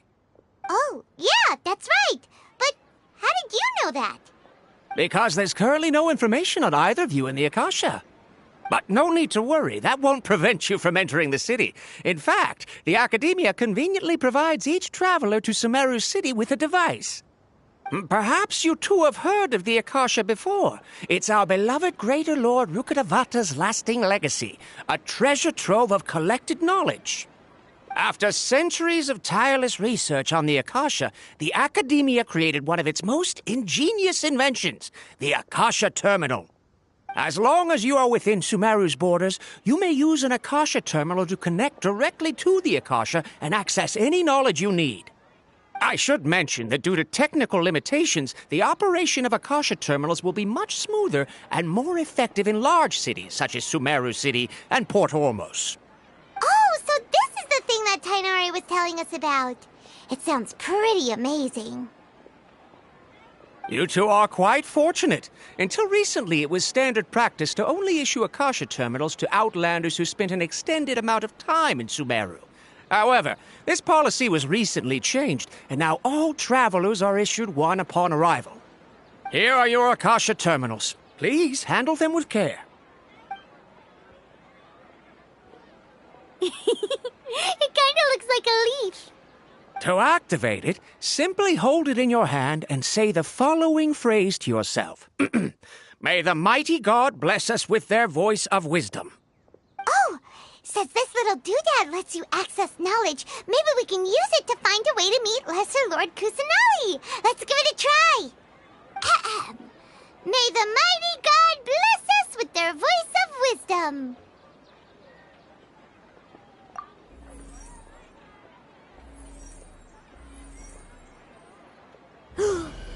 Whoa! Just now, something clicked, and Paimon suddenly knew how to use this thing. It seems all we need to do is concentrate on what we want to know, and bam! You get it. Oh, that'll come in real handy. Exactly. That is the power of the Akasha. And with that, let me officially welcome you both to Sumeru City. May the wisdom of the Dendro Archon always be your guide. Okay, now that we're in, we can check the Akasha about Lesser Lord Kusanagi. Let Paimon try. 500 years ago, the sages found a newly born deity from within some scorched ruins. The deity now resides in the sanctuary of Surasthana. Seems pretty similar to what Kali was telling us. Okay, next, let's concentrate on asking how to meet her.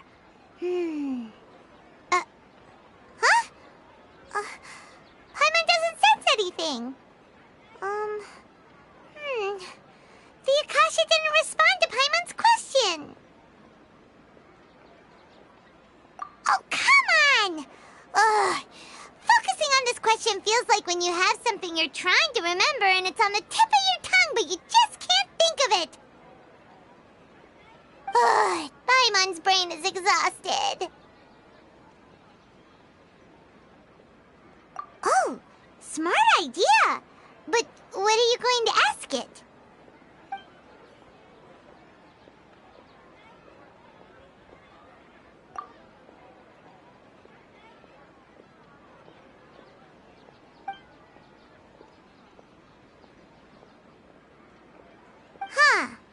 Could it be because we're Outlanders and we've only just arrived in Sumeru? You know, maybe we're not qualified to receive an answer to this sort of question or something.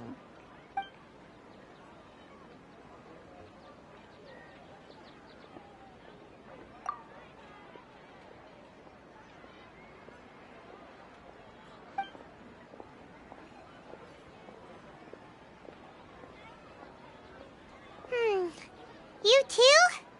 Well, glad it's not just Paimon.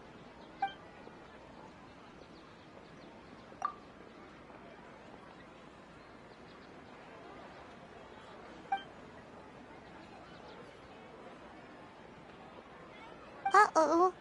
Paimon's getting all teary-eyed all of a sudden. It feels like the people of Sumeru really missed their Archon. Well, seems no matter which way we try, we can't find anything that'll lead us to Lesser Lord Kusanali.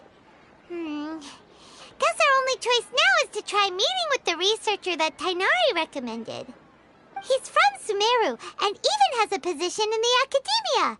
Maybe he'll be able to access more info from the Akasha. Let's see. Tainari wrote an address on the letter's envelope. Oh, it's not far from the city's gate. Let's head over and have a look. Hopefully he's at home.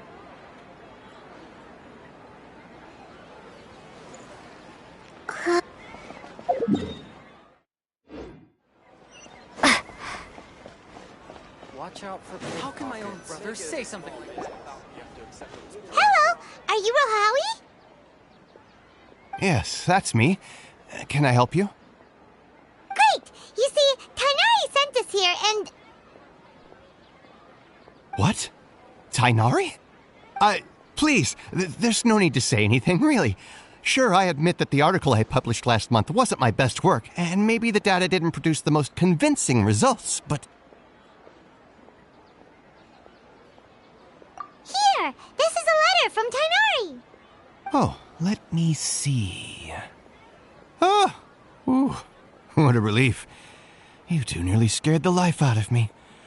So you two just have some questions for me? Seems even Tainari acknowledges my innate ability for procuring information. So, what is it you two would like to know? We want to meet with Lesser Lord Kusanali. Do you know a way we can do that? You mean you want to meet the Dendro Archon herself? This isn't exactly my area of expertise, but let me see what I can find in the Akasha.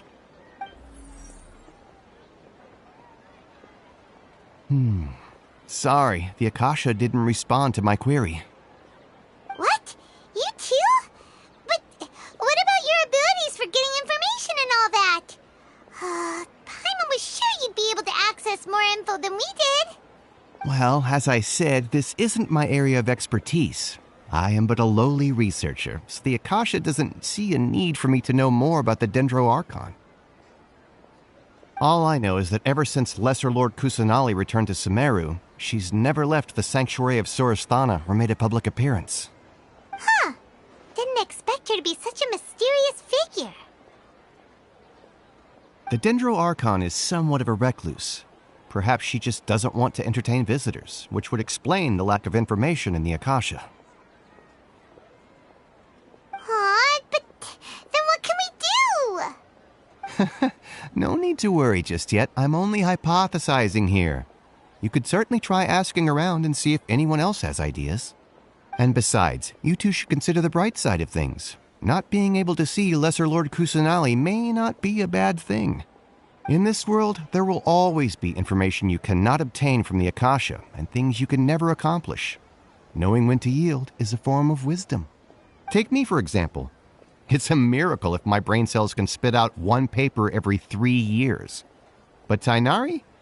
That guy can publish 3 papers in just a single year.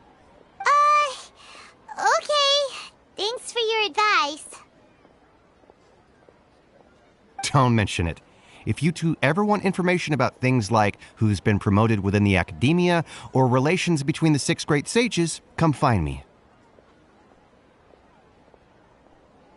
Hey, come on! This is a survival skill at the Academia. Oh, Paimon's expectations were pretty low, but this is so low it's like digging holes in the dirt. So what do we do now? Even if we want to talk to someone, we don't know anybody here. Huh? Like who? Oh, you're right! Catherine! The Adventurers Guild has its own intel network. Let's hurry and find her.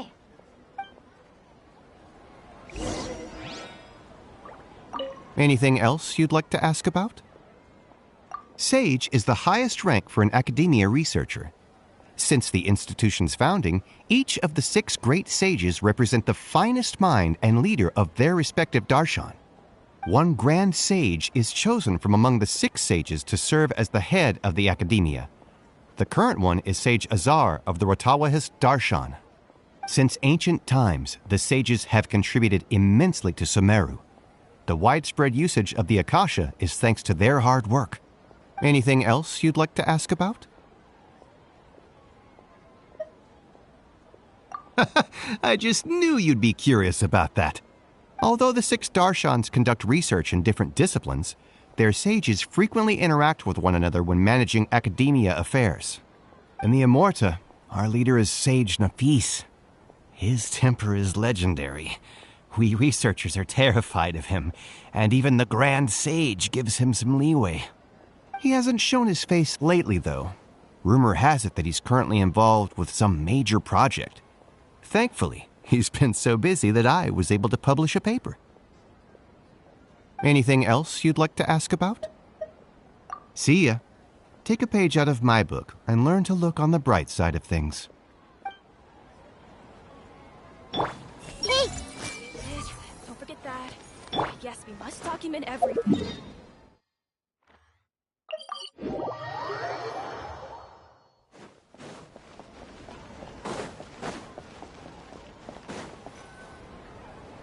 Ad Astra Abyssosk. Hello, Traveler and Paimon. Catherine, we need your help with something. Understood. The Adventurers Guild is always ready to serve you. With what do you require assistance? We want to meet with Lesser Lord Kusanali. Do you know a way we can do that? You two wish to meet with Sumeru's Archon. Understood. Please wait.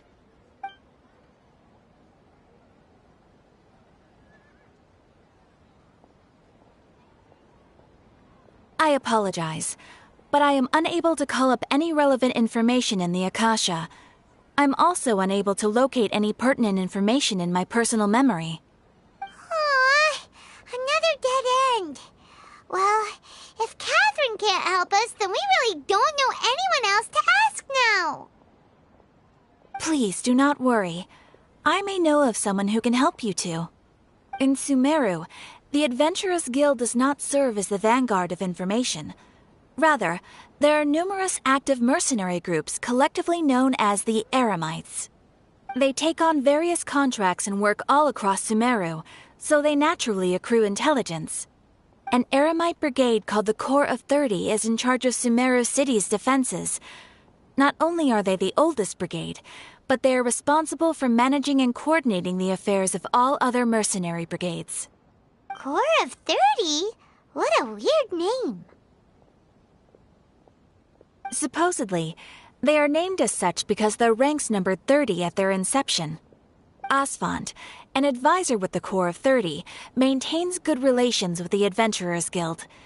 Though he's already retired, he and his words carry great weight within mercenary circles. If you'd like to get in contact with him, you can find him at the Corps of 30's headquarters, the Citadel of Rexar. You're welcome. I wish you two the best of luck. We look forward to your exploits in Sumeru. All right, off to the Citadel of Rexar we go! Ad Astra Abyssosk. Welcome to the Adventurers Guild.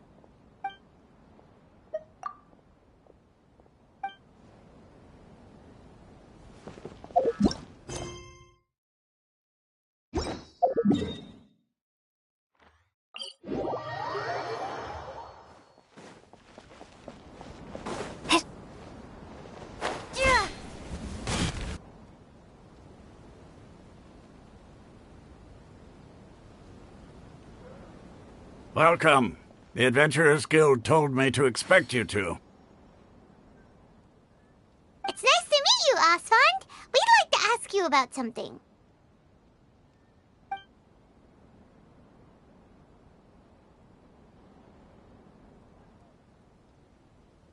I see. So, Catherine's the one who sent you this way. Ha! It's true that the Eremites' network is vast, but even I can't help you meet the Dendro Archon. Wait, seriously? That's it? Afraid so. The Eremites aren't terribly religious, so we don't know much about divinities.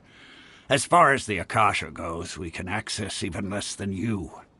We originally came from the desert. The gods there died off long ago.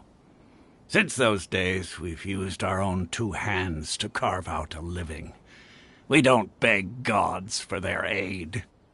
It isn't just us, though. If you ask me, I think most in Sumeru aren't interested in Lesser Lord Kusanali. Oh? Why's that? Just take the Academia, for example. They're the ones who truly rule Sumeru. Although they believe in gods, most of them only care for the late Greater Lord Rugurdevada. In their eyes, she was the one who founded Sumeru and gifted us with the Akasha. Lesser Lord Kusanali just happened to inherit her legacy. Because of the Academia's influence, most citizens are more familiar with Greater Lord Rugurdevada and hold her in greater esteem. Not to mention that Lesser Lord Kusanali never makes an appearance, and the Academia never announces anything about her. As far as the people of Sumeru are concerned, she's just a god that exists. And that's all. Really? Aw. After hearing all of that, Paimon sort of feels bad for Lesser Lord Kusanali. Ha! But who knows? We're all just guessing when it comes down to it. Besides, I'm sure the God of Wisdom doesn't worry about her reputation among people like us. All right. Well, thanks for the info, Osfond. No problem. Always happy to help out the Adventurers Guild.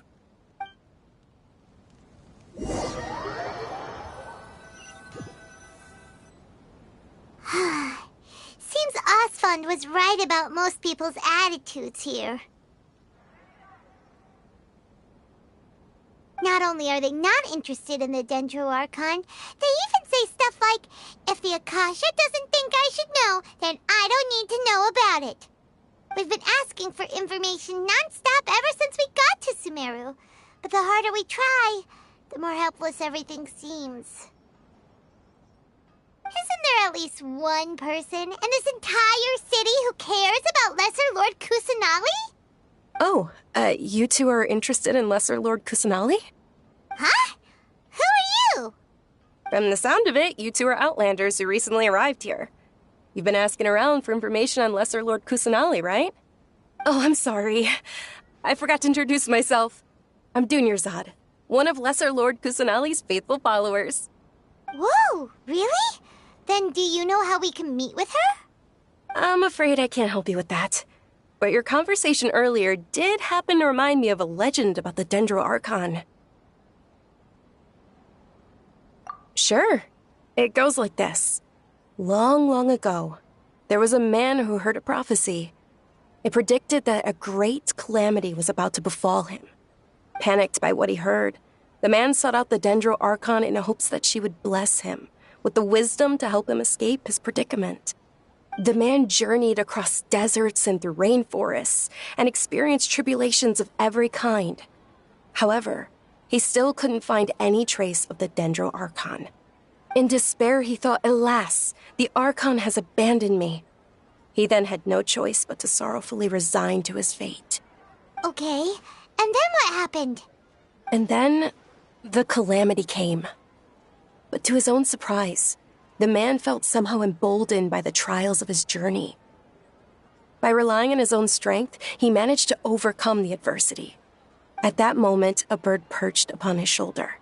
This bird was, in fact, an avatar of the Dendro Archon. She said, "O Archon Seeker, do you now understand? She and her wisdom have long been found by you.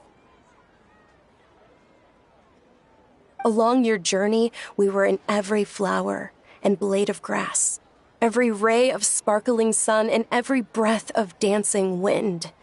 So long as you continue to think and ponder, we'll be wherever you go."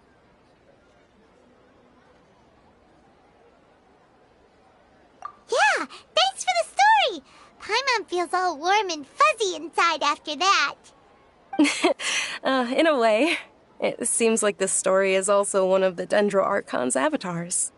Dunyarzad, since you worship Lesser Lord Kusanali, can you tell us anything else about her? Of course. So did you two know that, I'm terribly sorry, but it seems something's come up now. Let's chat another day.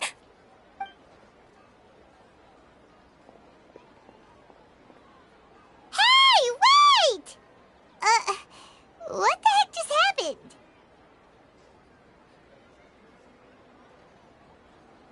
It looks like they're searching for someone. Dunyarzad was acting super nervous just now. You think they're looking for her? This stinks! We finally managed to find a lead about Lesser Lord Kusanali! We can't let them get in the way now. Let's see if we can get rid of them. Then we can catch up with Dunyarzad. Hey, have you two seen a brown-haired girl wearing a purple top and a long blue dress? We're looking for her. Did she have bandages wrapped around her wrists? Yes, that's her. Did you see which direction she went? Yeah, she went that way. Quick, after her!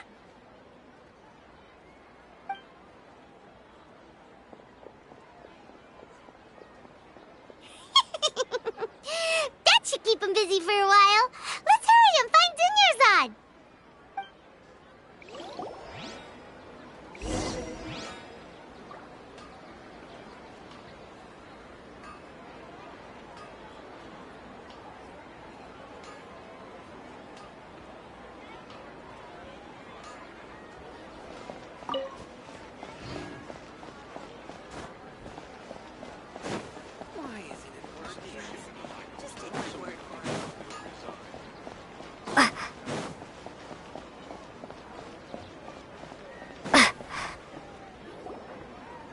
Dunyarzad, we thought you might have been long gone by now. Oh, it's you two. Oh, you startled me there. You can relax now. We threw those people looking for you off the trail. Really? Thank you so much. Unfortunately, I believe there's still more of them out there looking for me. Uh-oh, looks like there's some coming this way. Huh? More of them? Then what are we standing here for? Run! No, wait, my body isn't in the best shape. It's difficult for me to run. Okay, sounds good. There's a tavern on the other side of the port we can go to. They probably wouldn't expect me to hide in a place like that. All right, let's move out. Stay behind us. We'll keep an eye out for anyone looking for you.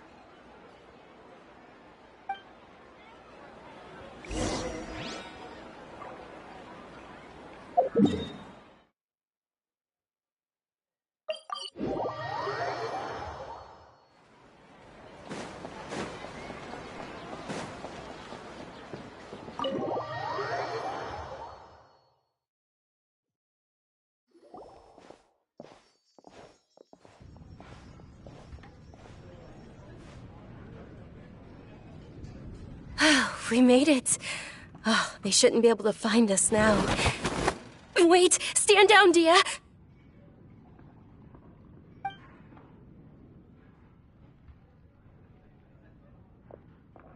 My lady, who are these two? They're travelers that I met on the street just a moment ago. They happened to notice that you were all searching for me, so they helped me hide. I see. In that case, you two should scram. There's nothing here for you. Wait a sec! Who the heck are you? And why are you shooing us away? I'm Miss Dunyarzad's bodyguard, here to see that she returns home safe and sound. My lady, let's get going. You've been gone for so long that your parents are worrying themselves sick. And if I refuse to go with you? It'd be easier for the both of us if you cooperated. But if you insist on not going, then I'll have to carry you like a sack of potatoes. Hey! Dunyarzad already said she doesn't want to go back. Why are you still pushing her? Stay out of this. You don't understand the situation. Sorry, my lady. Even though I'm your bodyguard, your parents are my employers. I have to answer to them. How much? Wait, what? How much more do I have to pay you to become your employer? So you never listen to my parents ever again. Double? A triple? Give me some time and I'll get that much. My lady, this isn't about Mora. I don't know what you think of us Eremites, but let me say this. I like Mora, but I'll never go against my principles. That's why I'm here looking for you. Sure, it's an order from my employer, but my conscience was also telling me it's the right thing to do. And knowing your health, carelessly running around like this is gonna hurt ya. For the sake of those who love you, don't be stubborn. No, you're wrong. I'm aware of my limits, and I know what I'm doing. Honestly, the only people being stubborn right now are my parents. And I know perfectly well that it makes no difference if I'm at home or not. They still won't accept reality. And every time I bring this up, they just change the subject. Dia, you've been living with us a long time already. This should be old news to you. Dia, I know it hasn't been easy for Mother and Father, and I'm grateful for everything they've done for me. But there's someone else in this world I'm also grateful to. Because she saved me. The love I have for her is the same I have for my parents. This is my life and my last chance. So I want to do something meaningful.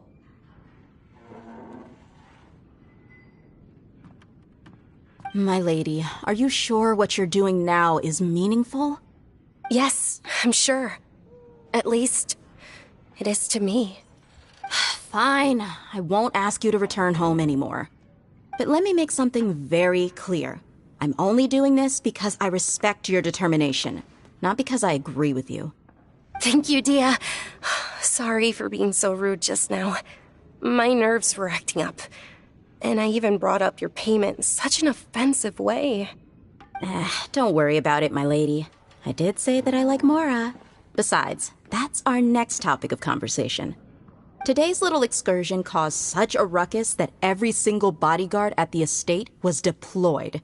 It wouldn't be easy to hide things from your old man. Since this definitely won't be your last escapade, here's a little tip. You should at least make it look like your room and things are still in order when you leave.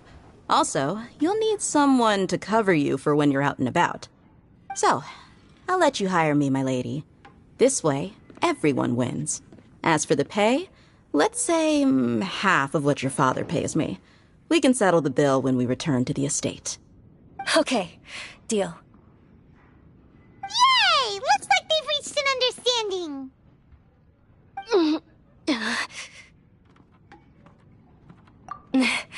I'm fine, really. I just feel a little tired now that things have calmed down. My lady, stop trying to look tough. We're already in a tavern, so let's rest up and grab some grub. I'm sorry for worrying you two. If you don't mind, I'd like for you to join us. Sure! After you rest up, we want to hear more about Lesser Lord Kusanali.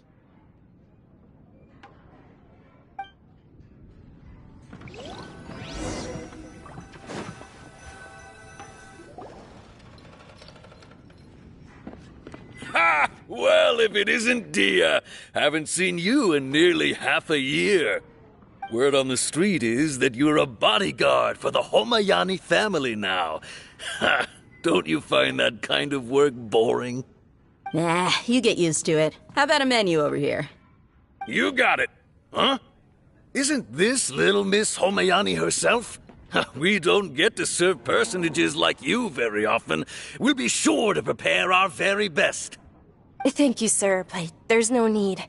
I don't have a lot of Mora on me, and I really ought to save as much as I can. But please bring these two the best food you have. They're my new friends, so I want to be a good host for them.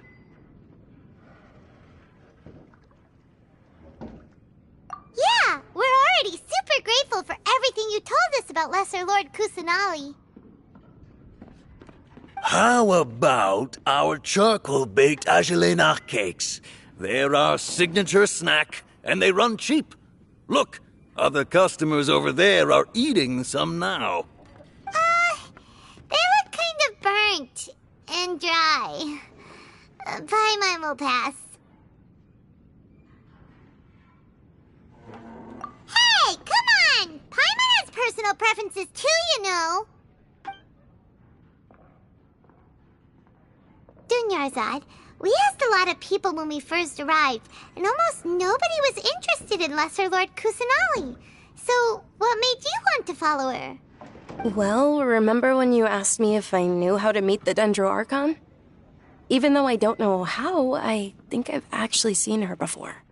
Huh? Really? Yes, it was when I was a child. At the time, my illness had kept me bedridden for the better part of a year. I was stuck inside and couldn't make any friends, and my parents did their best to find treatments for me. But even then, the Akasha didn't have any helpful information. My younger self no longer had any hopes or dreams. One flare-up was so bad that I was in a semi-conscious state for several days. Then one night, I woke up alone in my room. I was terrified. My body was paralyzed. Even if I cried, there was no sound. At that moment, an ethereal voice spoke in my mind. Dunyarzad, don't be scared. You don't have to cry. Dunyarzad, don't be scared. You don't have to cry. Who are you? How do you know my name? How do I explain this? You might not be able to understand, but actually, I know everything about you. Really? Of course. I know that you're scared of thunder, that you hate taking medicine every morning, and that you love counting the petals on your mom's skirt. Wow, you really do know everything. Dunyarzad, is there anything you want? Want? Not really. I can't go anywhere or do anything. Huh? But aren't you a child? All children have wishes. Tell me what you want, and maybe I can make it happen. But can you make my illness go away? Oh. I'm sorry, but I'm not powerful enough to do that right now. Then, can you be my friend? After that, the voice said, "Okay, I'll be your friend." Although my body was suffering during those days, that voice encouraged me and told me many wondrous things. Beyond my window was the flourishing Sumeru city.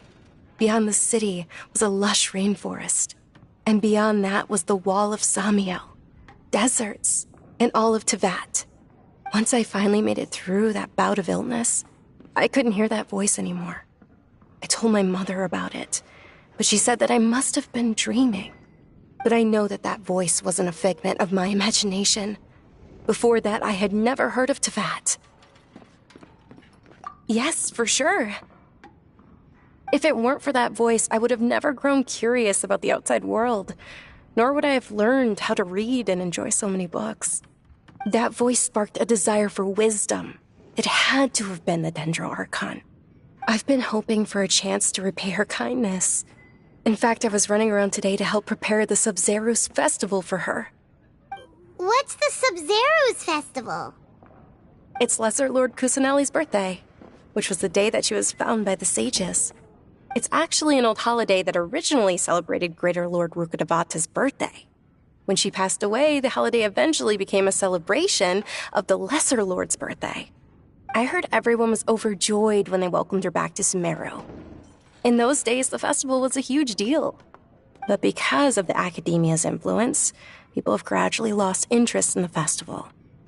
The Academia actively participates in Sumeru's many holidays dedicated to Greater Lord Rukkhadevata. But when it comes to the Sub-Zerus festival, forget any funding. They practically act like it doesn't exist. Maybe they see Lesser Lord Kusanali's birth as confirmation of Greater Lord Rukkhadevata's death, so they're reluctant to celebrate it. Aw, but that's awful. It is. It's absolutely terrible. Sure, the Greater Lord founded Sumeru, but hasn't Lesser Lord Kusanali been the one quietly protecting us for the past few hundred years? Just remember that we're still out in public. Don't get too carried away now. I know that people over by the Grand Bazaar still hold the Sub-Zero's festival to this day. But I hadn't met any of them before, so I was never able to contribute. But recently, I made a friend there who also follows Lesser Lord Kusanali. I gave her my savings because I want her to throw a wonderful festival this year. That's the least I could do for Lesser Lord Kusanali. Hold on, my lady. Does this friend happen to be Nilu, the one who sends flowers to the estate? Yes, that's her. I saw her leaving the other day with a nervous look on her face. It seemed like she was hiding something in her arms. Did you give her something? Yes. Initially, I didn't have much Mora prepared, so I had Nilu sell one of my skirts. I've agreed with Nilu to meet up at the Grand Bazaar today and see how things are coming along. Dia, would you accompany me? Sure. That's quite the trip, though. I'll carry you. No, that would be too much, even for you. You might as well just accept the lift. If I let you walk, who knows how long it'll take us.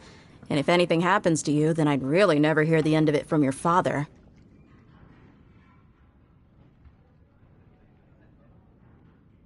But of course.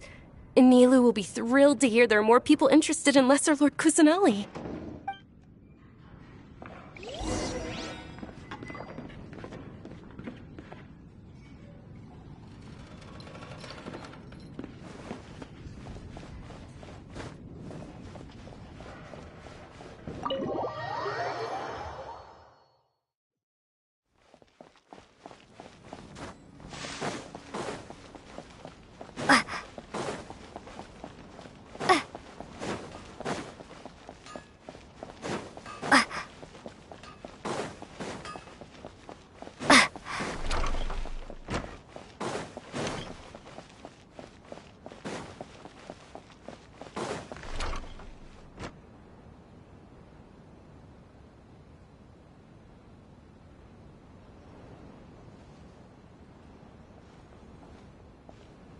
Sorry I'm late, Nilu.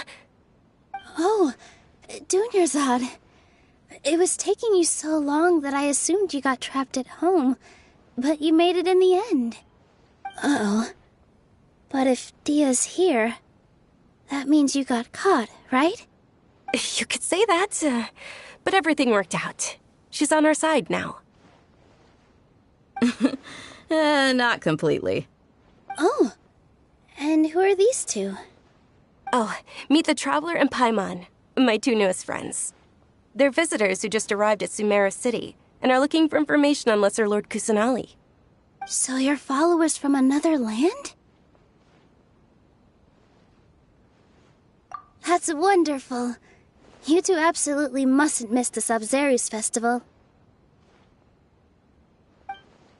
By the way, Dunyarzad, we've already started decorating the Grand Bazaar. It looks spectacular, thanks to your generous contribution. You're very welcome. It's the only thing I could do. Do you still have enough Mora? Probably? But don't sweat it. We've already finished renovating the stage. Come on, I'll show you.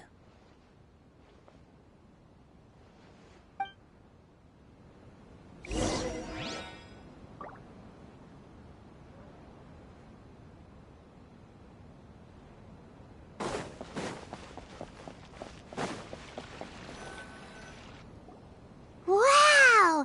This place is amazing! Not bad. Last time I was here, the stairs were full of holes. The stairs were nothing. A little while ago, we discovered that the tree above the stage had a huge chunk of bark ready to fall off. Mr. Zubair was worried sick. We reported it to the academia many times, but they never sent anyone to deal with it. We didn't want anything bad happening, so we were going to cancel all the stage performances. Oh, probably because it was the theater asking. The academia looks down on performers like us. They probably think it would be best if the theater closed down completely.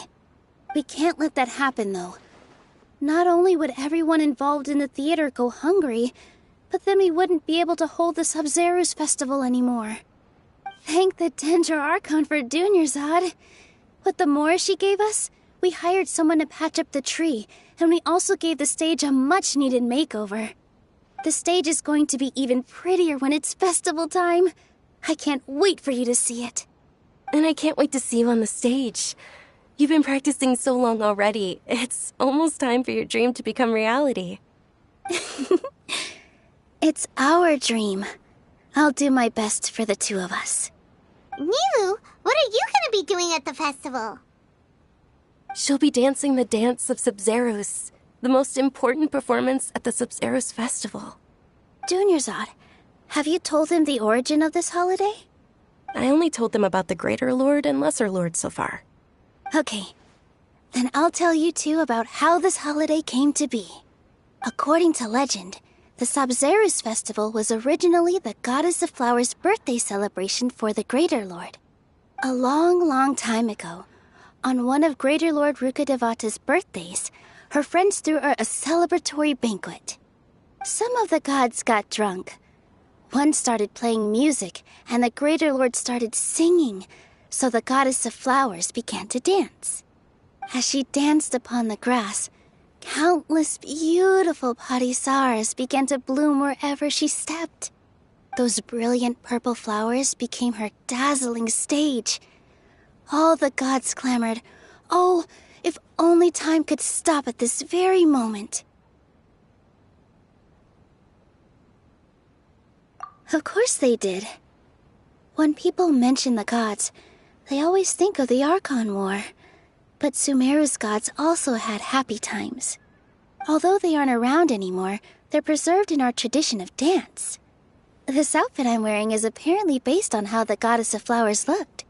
Though we're just tiny people compared to the Divine, we still have to do our best to make sure that the birthday girl feels loved on her special day. Nilou, you of all people will definitely be able to convey our well wishes to the Dendro Archon. I also noticed that you went the extra mile and scattered parisaras around the stage. They symbolize the Goddess of Flowers, after all. It's just a shame that all the real parisaras went extinct after her death. Yeah. The Greater Lord brought forth parisaras in memory of the Goddess of Flowers, but she ultimately could never truly replicate that beautiful purple. Thinking about the Goddess of Flowers dance makes me wish I could have seen it. If my stage were anything like that, I'd be thrilled if I had just 2 real parisaras on the stage. So, Traveler and Paimon, what do you think? Interested in the Sub-Zeros festival? Will you two be coming? All of Lesser Lord Kusanali's followers will be there for her birthday. It'll be a good opportunity for you to learn more about her. Ooh, Paimon thinks that's a great idea! Hey, come on! There's nothing wrong with enjoying a festival. Besides, it's Lesser Lord Kusanali's birthday. She'll be happy to have more people who are celebrating it. So how about we all attend the Sub-Zeros festival together? Dunyarzad, let me show you which stage decorations we've picked out so far. Traveler and Paimon, if that doesn't sound interesting to you, then feel free to explore the area. Everyone at the Grand Bazaar loves Lesser Lord Kusanali, and we're all looking forward to the Sub-Zeros festival. In that case, we'll take a look around.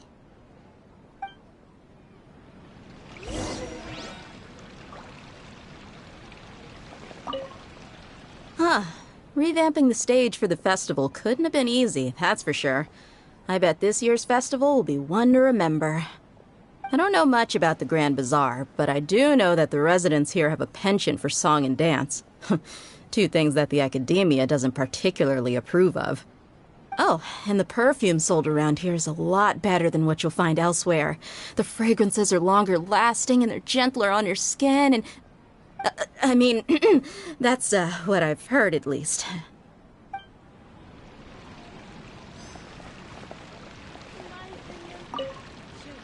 Things are really shaping up, and there's a buzz around the festival this year. We're expecting people from all over to come by this year and buy things during the festivities. Don't be fooled into thinking that Sumeru City has the best of everything. Some festival snacks are only offered here in the Grand Bazaar.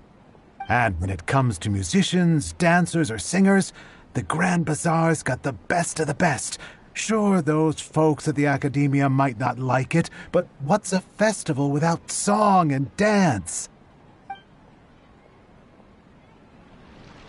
Grow, grow, grow!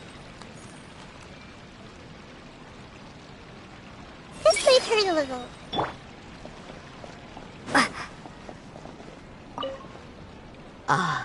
Dancing at the Sub-Zero's festival. You know, I also danced when I was younger.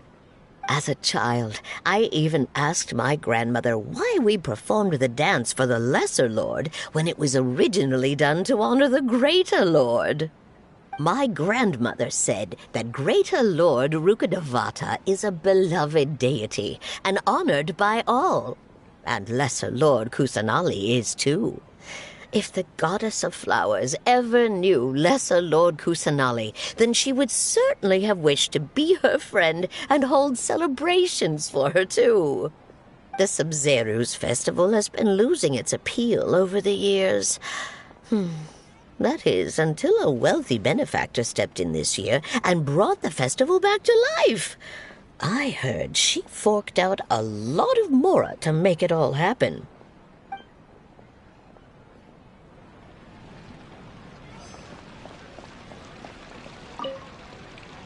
Whoa! What's with your yellow hair? And why do your clothes look so funny? Are you an Outlander? Did you know that the Sub-Zero's festival is about to happen? There'll be loads of fun things to do at the festival. But the best part is when Ferris, the Knight of Flowers, passes out candy to everyone.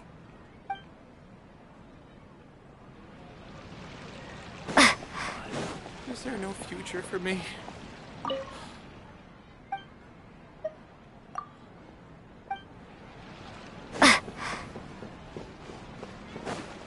Milu, your outfit looks amazing. There's also something different about you from when we first met up. I thought I'd add a little extra pizzazz to my dress for the festival. See? Wow, did you sew all that yourself? Uh-huh.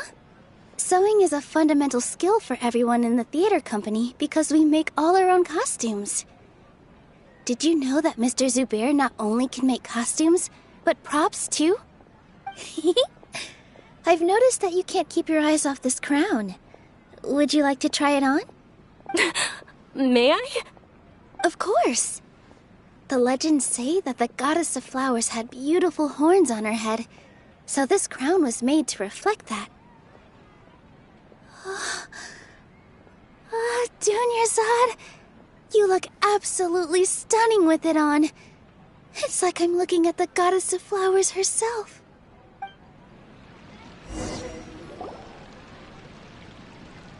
Hey! Is that who Paimon thinks it is?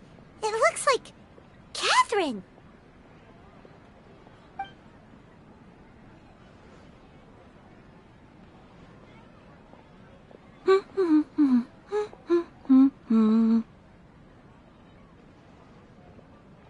Huh. Come to think of it, Paimon's only ever seen her behind the counter at the Adventurers Guild. This is the first time we've ever seen her taking a break. Hey, Catherine! Huh? Oh, hey! It's the Traveler and Paimon! What's shaken? Whoa. Break time Catherine sure sounds a lot less formal than usual. Paimon was still waiting for her to say Ad Astra Abyssosk. Sure. Standing behind the counter at the Adventurers Guild doesn't require any complicated functions. But saying and doing the same old things over and over again can get pretty monotonous. Like watching the same Fontaine movie day after day. But take you two, for example. You travel across Tevat to enrich your lives and gain new experiences. Well, we enjoy traveling across Teyvat and all that, but we're mainly looking for clues about her brother. Yes, you should keep searching. Sometimes the answers we're looking for aren't necessarily at our intended destination. Instead, they're found along the way. Huh. Haven't we heard someone say something pretty similar recently? Anyways, what brings you out here, Catherine? No, not particularly. I guess you could say that I'm loving the recent atmosphere here.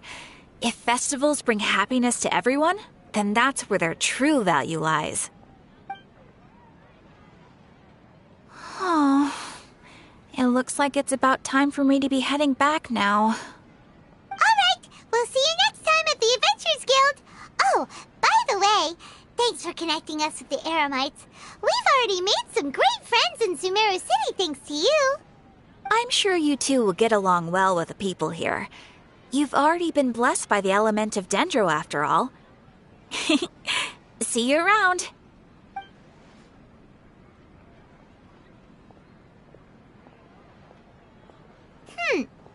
There's something really different about Catherine today.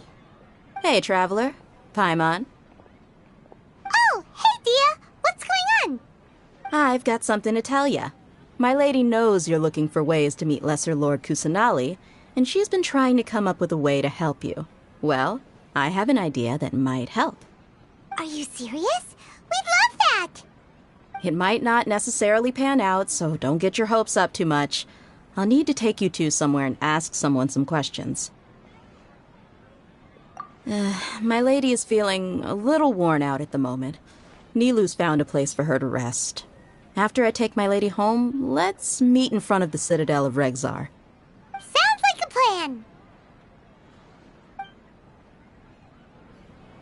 Let's head over to the Citadel of Regzar and wait for Dia! Get your spices here. We've got all kinds. In my opinion, Shoots is the best stall.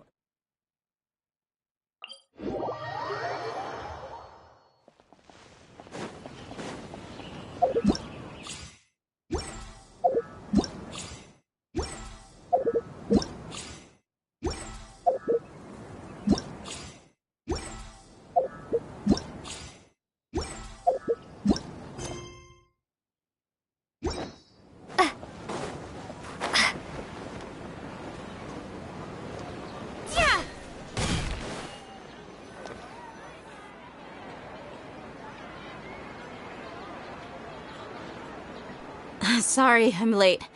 It took some convincing for the master and mistress to believe that Miss Dunyarzad was only sitting in the port for a while because she was in a bad mood. Anyway, I guess I should be thanking you. I haven't seen Miss Dunyarzad that happy in a long time. If it wasn't for you two, she probably would have been caught and dragged back much earlier. You sure sound a whole lot nicer than when we first met, Dia. Who would have thought you had such a soft spot for Dunyarzad? It's called being a professional. I'm a bodyguard, and I work for whoever's paying. Look, Dia's blushing.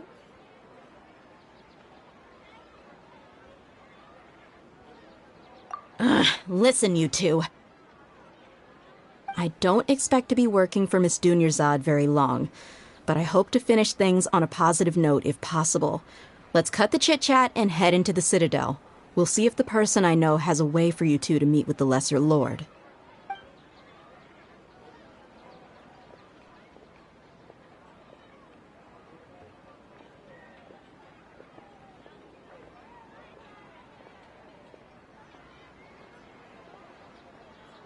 Oh, hey, Chief. Ha, Dia! What are you doing here? And well, didn't expect to see you three together. I take it you all know each other already? We met this morning after the Adventurers Guild pointed us to Ozfon for more info. No kidding. Huh. So, where's Ruksha? I thought I'd help these two out by asking about the theft. Anything you can tell him? Ruksha's gone over to the Academia.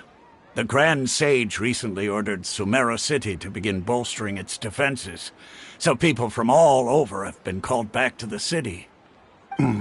Since you've already mentioned the theft, I suppose I might as well tell them what we know. Appreciate it, Chief. Theft? Sorry, what the heck are you guys talking about? Just recently, the Academia lost something, and there's a chance the item is connected with the Dendro Archon. This case might just somehow help you in meeting her. I suppose that's one way to look at it. But if you ask me, the case is more about the Academia than anything else. Let me fill you in. The Academia recently sent a convoy to pick up an important package from Aru village. Word got out, and the convoy was robbed on its way back. The Grand Sage took the whole matter very seriously. Not only did he dispatch the Matra, but also enlisted our help in the search for leads. All we know so far is that whatever was stolen is currently in Port Ormos. You two have heard of Port Ormos, haven't you? It's the largest commercial port in all of Sumeru. You can travel there by leaving Sumeru City and heading south along the river. The Academia's grip isn't long enough to reach all the way to Port Ormos, so the city's a little more laid back, meaning the population's also a mixed bag. You never know who you'll meet there. Apparently what was lost has a great deal to do with the Akasha, knowledge, and even the gods. I'm afraid I don't have any other details for you, though. If you're interested, maybe you could head to Port Ormos and ask around yourselves. If you want my advice, try introducing yourselves as students of the Academia once you're there. Are you serious, Chief? All the Academia students are in Sumeru City, you know. Why should they pretend to be students in Port Ormos? If you're also interested, just go there and see what happens.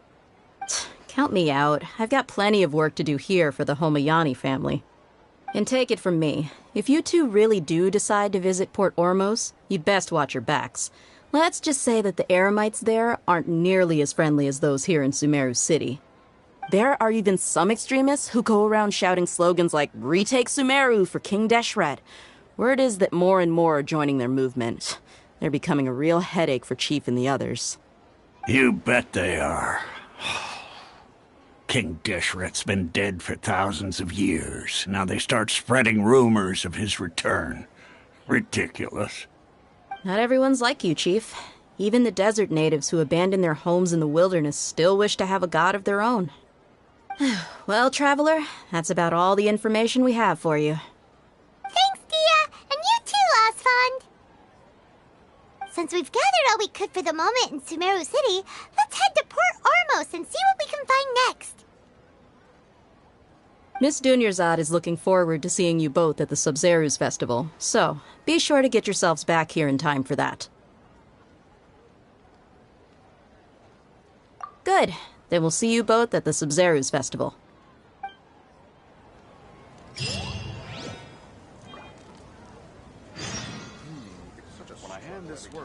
Ha!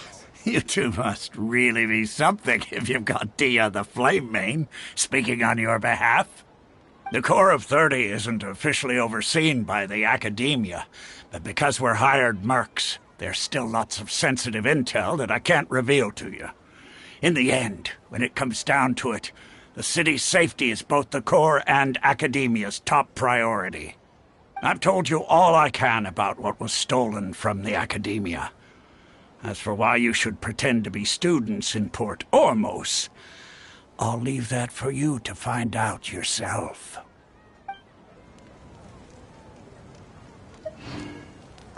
It's been a while since I visited the Citadel of Regzar. I'll catch up with Chief for a bit before I head back myself. He really did a lot for me in the past. Remember, to get to Port Ormos, just follow the river south from Sumeru City's port. Just be sure to take care of yourselves out there. We'll meet again at the Sub-Zerus Festival.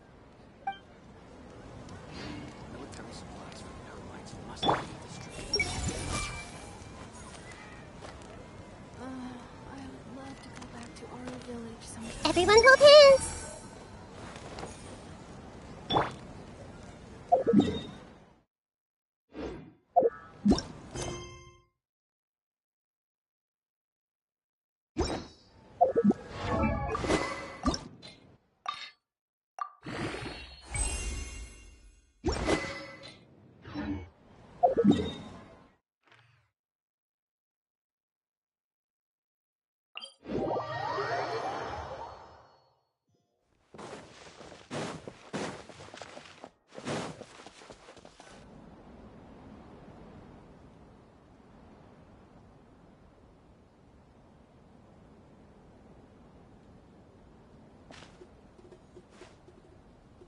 Come and have a good look yourself.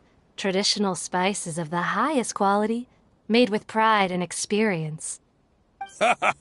You've got a deal. I can't thank you enough for always looking after my business. Believe me, I'm not making this up. Several Eremite mercenary groups are nearly in open conflict, but does the core of 30 care? And that's not all. Did you know that... Wow! Talk about hurly-burly! This place is busy! Guess that's only to be expected for the largest port in Sumeru. Maybe it's because of what Dia told us earlier, but Paimon can't seem to shake the feeling that there's also danger lurking in these crowds. Ooh. Let's get our bearings so we can start looking for leads. We know that whatever the Academia lost is related to the gods. But other than that, we don't have much else to go on. Osfun told us to try posing as Academia students while asking around. Paimon checked the Akasha on the way here, and the Academia doesn't seem to have any research facilities in Port Ormos. Paimon doesn't get it. Won't we look even more suspicious going around saying we're Academia students and asking about the stolen item? Well, given all the people that come through here every day, if there's any information to be found, Paimon bets we could find it in the market. Let's ask around and see what we come up with.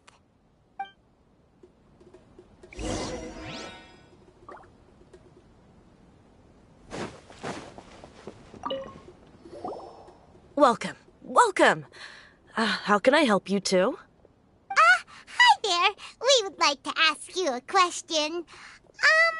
Do students from the Academia ever come to Port Ormos? Of course. Especially around this time of year. Students from Sumeru City that are about to graduate often come to Port Ormos to cut loose a little. Many people often talk about how hard it is to get accepted into the Academia, let alone graduate.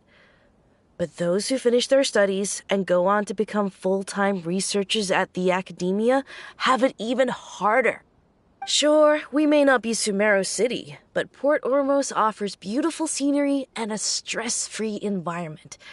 Some even say it's good luck to come to Port Ormos, so students and researchers come flocking here when things get to be too much at the Academia. You see over there?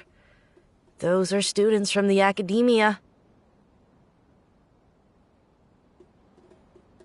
They've been looking worried and miserable ever since they got here a few days ago.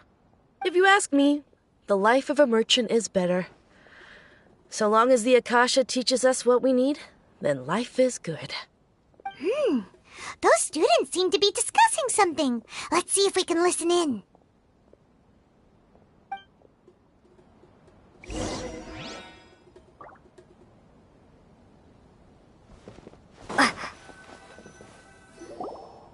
It's no good. I've tried asking around, but I haven't been able to learn anything useful.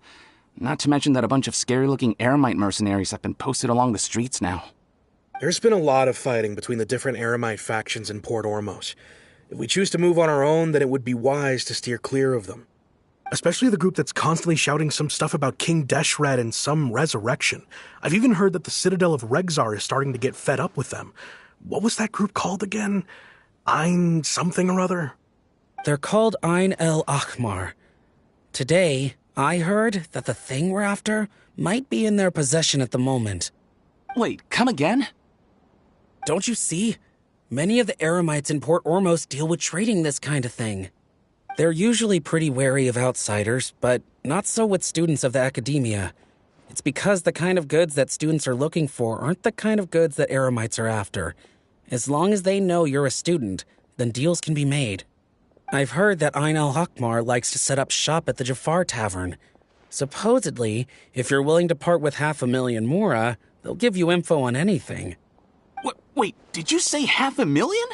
If information alone costs that much, then how could we ever afford to buy what we're looking for? I guess we might as well give up on trying to graduate this way. I wouldn't worry too much. Our field of research is very niche. Who else could possibly be after that kind of shady knowledge? I bet it's practically worthless to anyone aside from us. Well, I guess that makes sense. Then the only thing left for us now is to find a way in. Why don't we all just pool our money together and pay for the information? Whoa! Did you hear that? A niche field of research and shady knowledge? It all sounds pretty suspicious to Paimon. Is knowledge something people just buy and sell like that?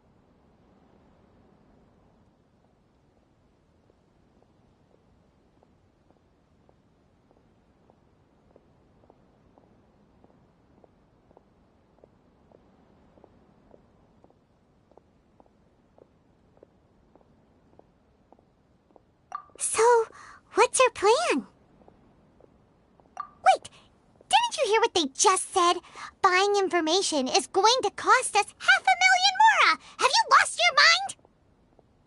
Oh, all right. Paimon never thought she'd agree to parting with that kind of mora. But if you know what you're doing, then we should give it a shot.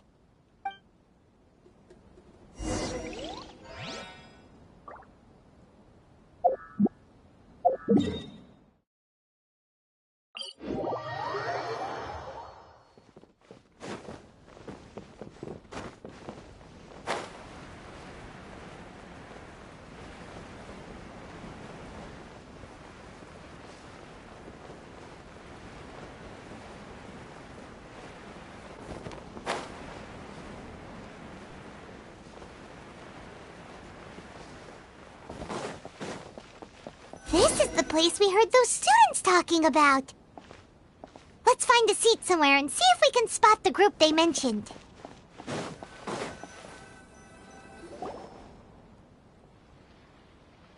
Oh, you've arrived. Please, take a seat. So, they think that they can go toe-to-toe with the boss? Huh! Once we reclaim the power of King Deshret, they'll be the first that the boss punishes. They're nothing to be afraid of. Our main rival now is the Caracal Battalion. They've also amassed a significant amount of Mora this time, so we mustn't underestimate them. How can the Caracal Battalion compete with the boss when they're nothing but a bunch of money-grubbing opportunists out for a quick Mora? Yeah, with boss's fervent devotion, he'll be able to use this power to bring our god back this time. Huh. All these guys talk about is King Deshret, so they're probably the ones we're looking for. Greater Lord Ruka Devata. That traitor and her followers must not be spared. The day will come when King Deshret exacts vengeance on Sumeru, and all of them shall be punished. Yeah, Paimon was wondering what they meant too. We should ask about that if we get the chance later.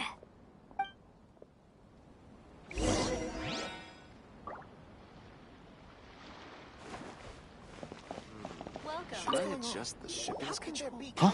Who are you? What do you want? A student? Huh. What's a student from Sumeru City doing in Port Ormos?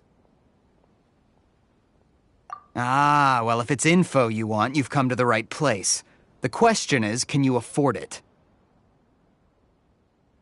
Huh? What is this, some kind of joke? Oh! Sorry! She must have grabbed the wrong amount! Hey, what do you think you're doing?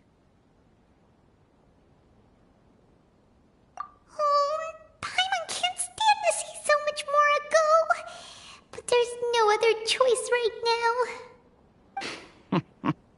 Here, this is the merchant's address. Whatever you're looking for, you'll find it there. Hmm? Well, what are you waiting for? Oh, that's right! We heard you mention King Deshret just now. We're actually interested to know more because we're, archaeology students! Fine. Since you've already handed over the Mora, I guess I can throw in a little extra info. As you can see, members of Ain al-Ahmar are devout believers of King Deshret. Years ago, King Deshret founded the great desert nation that was our homeland. It was an advanced civilization, far beyond anything you'll see in present-day Sumeru. King Deshret was the rightful god of wisdom, but he was betrayed by a companion he trusted. She even stripped him of his title, God of Wisdom. So, you mean the traitor was... Greater Lord Ruka Devata, yes. That shameless wretch destroyed King Deshret's civilization, and our ancestors were forced to flee to this land where we were made to suffer the tyranny of our enemies. Furthermore, she conspired with the Academia to cover up the truth of her actions, and create the merciful and benevolent facade for which she is now known. Ugh, just thinking about it sickens me. But the story doesn't end there, oh no. King Deshret isn't truly dead. The voice of the Oracle has been heard in the desert, prophesying his resurrection. Mark my words, our god shall return. And when that day comes, all followers of the traitor and all the desert dwellers who have forgotten their true god will suffer retribution together. If what I'm saying makes you shiver with fear, it might not be too late for you to become a believer of King Deshret.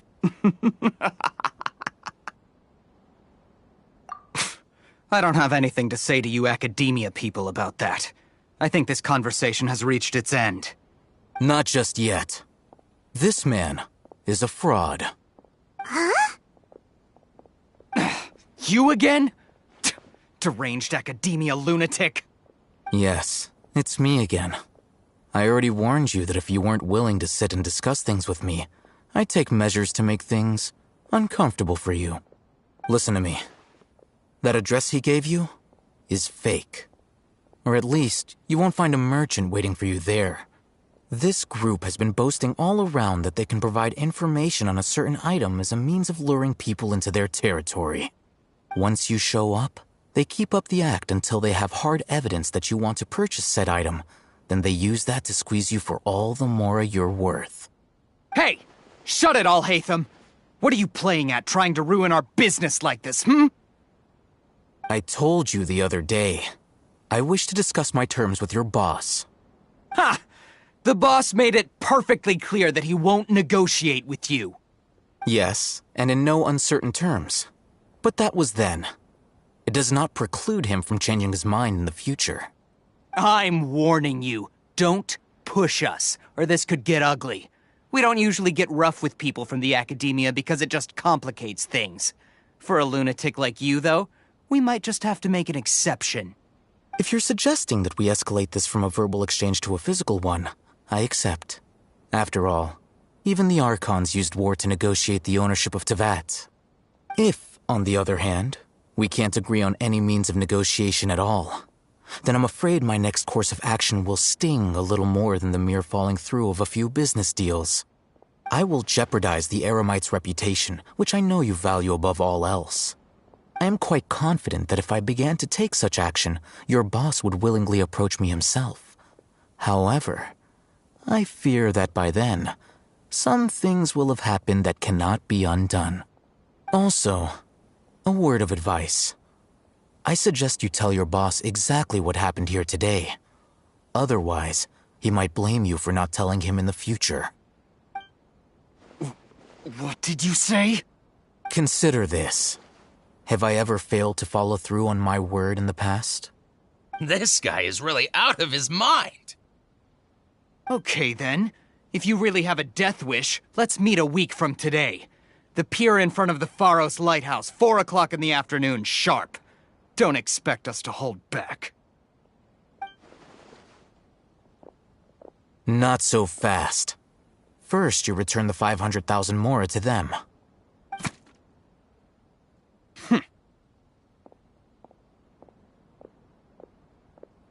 Please, I beg you, don't provoke them. We can't afford any trouble with this crowd. They haven't even paid for their food yet. Ah, Mr. Iman. There appears to be fewer staff in the restaurant recently.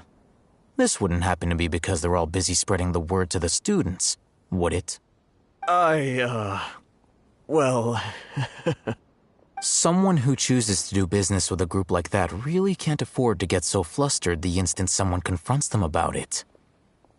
Consider the meal compensation for our silence. I'd say you're getting an excellent deal. Whoa, did you see that? He not only got us our Mora back, but sent the Emirites running too. Plus, he seems to know a lot about what's going on around here. Let's catch up with him and ask some questions. He went that way! After him! Talk to the bartender if you want. Why does it have to be this way? Oh, so then Please, what just happened leave. Forget the cost of the meal. Just, pretend nothing happened today. Commit it to memory.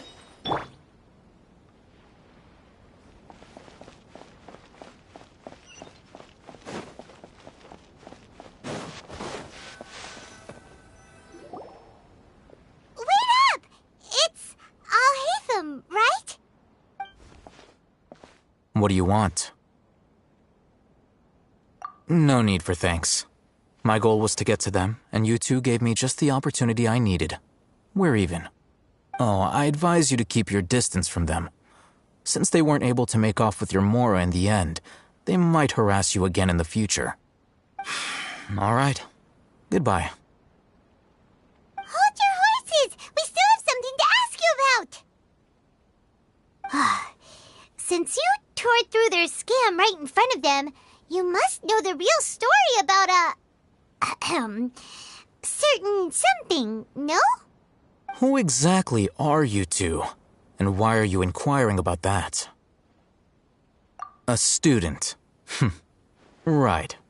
Look, you should know that those thugs conducting business with you had nothing to do with your lie. Huh? Oh, yeah! She's really strong! Weren't you saying something about a physical exchange? We can help with that. She doesn't even have a vision. Forget it. Maybe not, but she can still use elemental energy. Otherwise, there's no way we'd go asking for info from from guys like that. Those high-headed thugs are definitely gonna bring a lot of backup for your next meeting. Even if you don't go alone, you won't regret taking us with you.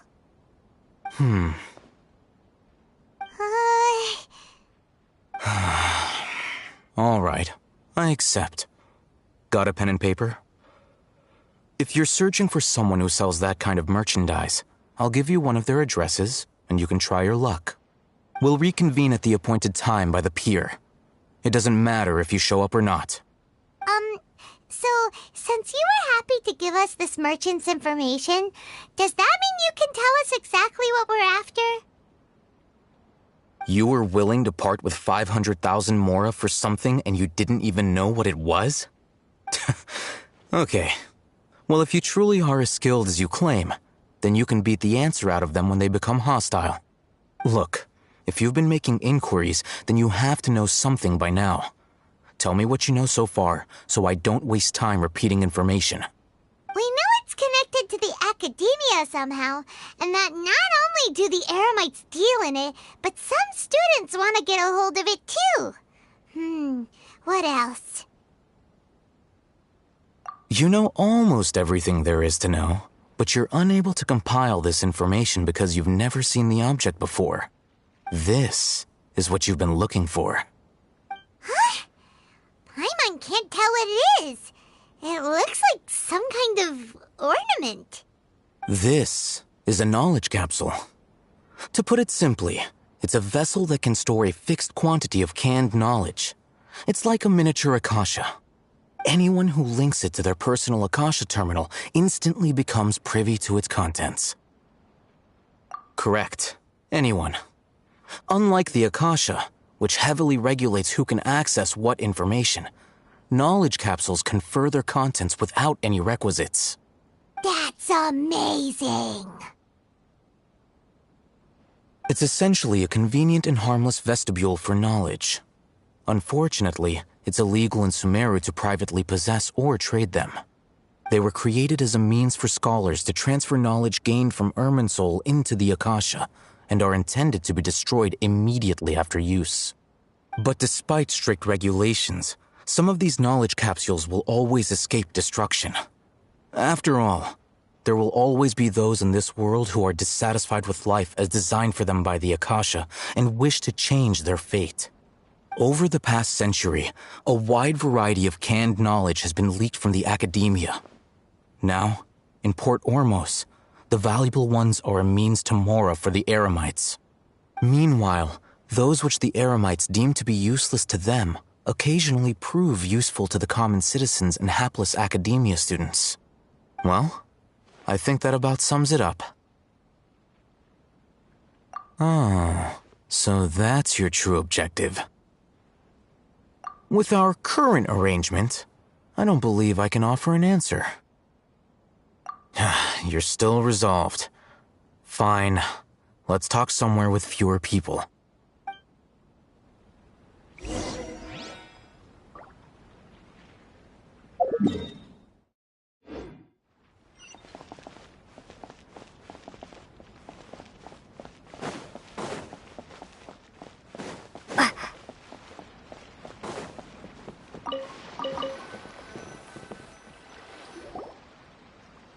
Let's continue our conversation here. If you wish to learn more about the knowledge capsule that the Academia lost, then you must help me with something. I need you to find someone named Dory, a traveling merchant. Unlike the peddlers who hawk inferior knowledge capsules, she often has quality goods in stock. Some say that as long as there is profit to be made, there is nothing she won't dare to sell. She's guarded against people from the Academia because most of her wares don't comply with Academia regulations. I think she blacklisted me. I met with her informant, but it soon became clear that they had no intention of letting me get any further. Become one of Dory's customers and earn her trust. This is my condition for further collaboration. Why do you want us to meet with her? Until you complete this task, you don't have question privileges. Fine.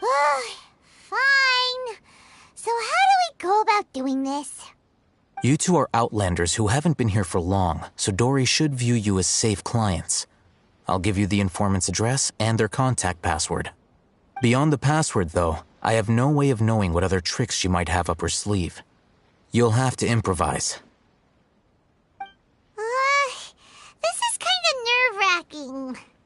The true challenge begins after you meet her. She has a keen nose for Mora and a shrewd eye for wares, and she only likes customers who she deems to have good taste. I'll prepare some funds for you. Buy her highest quality wares and earn her approval. But we only just saw a knowledge capsule for the first time. We don't know how to tell which ones are good and which ones are bad. Is that something we can learn quickly? That's true. Have you two heard of elemental sight? Oh, that's a surprise. Guess I'll have to hold you in higher regard. Anyway, that ability should resolve your issue.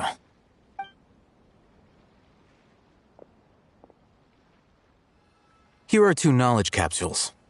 Tell me, can you detect any difference in their quality?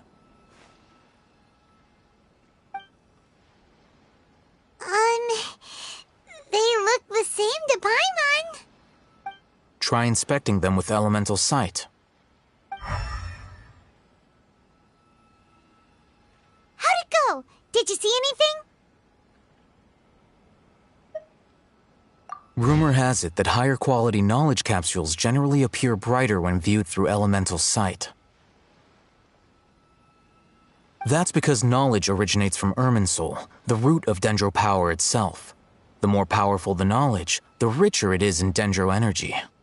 However, some canned knowledge with a high concentration of elemental energy is of little use in contemporary times, so those capsules are of little value. Using elemental sight is merely a stopgap measure, but it should suffice for earning Dory's trust. That sounds pretty impressive. Here's a sheet with the informant's location and contact password, and here is the Mora for purchasing canned knowledge. Don't be cheap. You'll need to spend to catch Dory's eye. If there's any Mora left over, just keep it.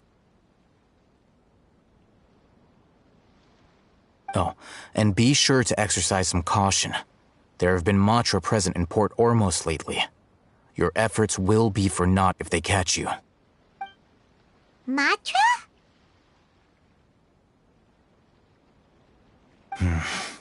They belong to the Academia's regulatory body. They also handle cases of illegal canned knowledge transactions. Like I said, the Academia has banned both their trade and possession. The Matra are razor sharp.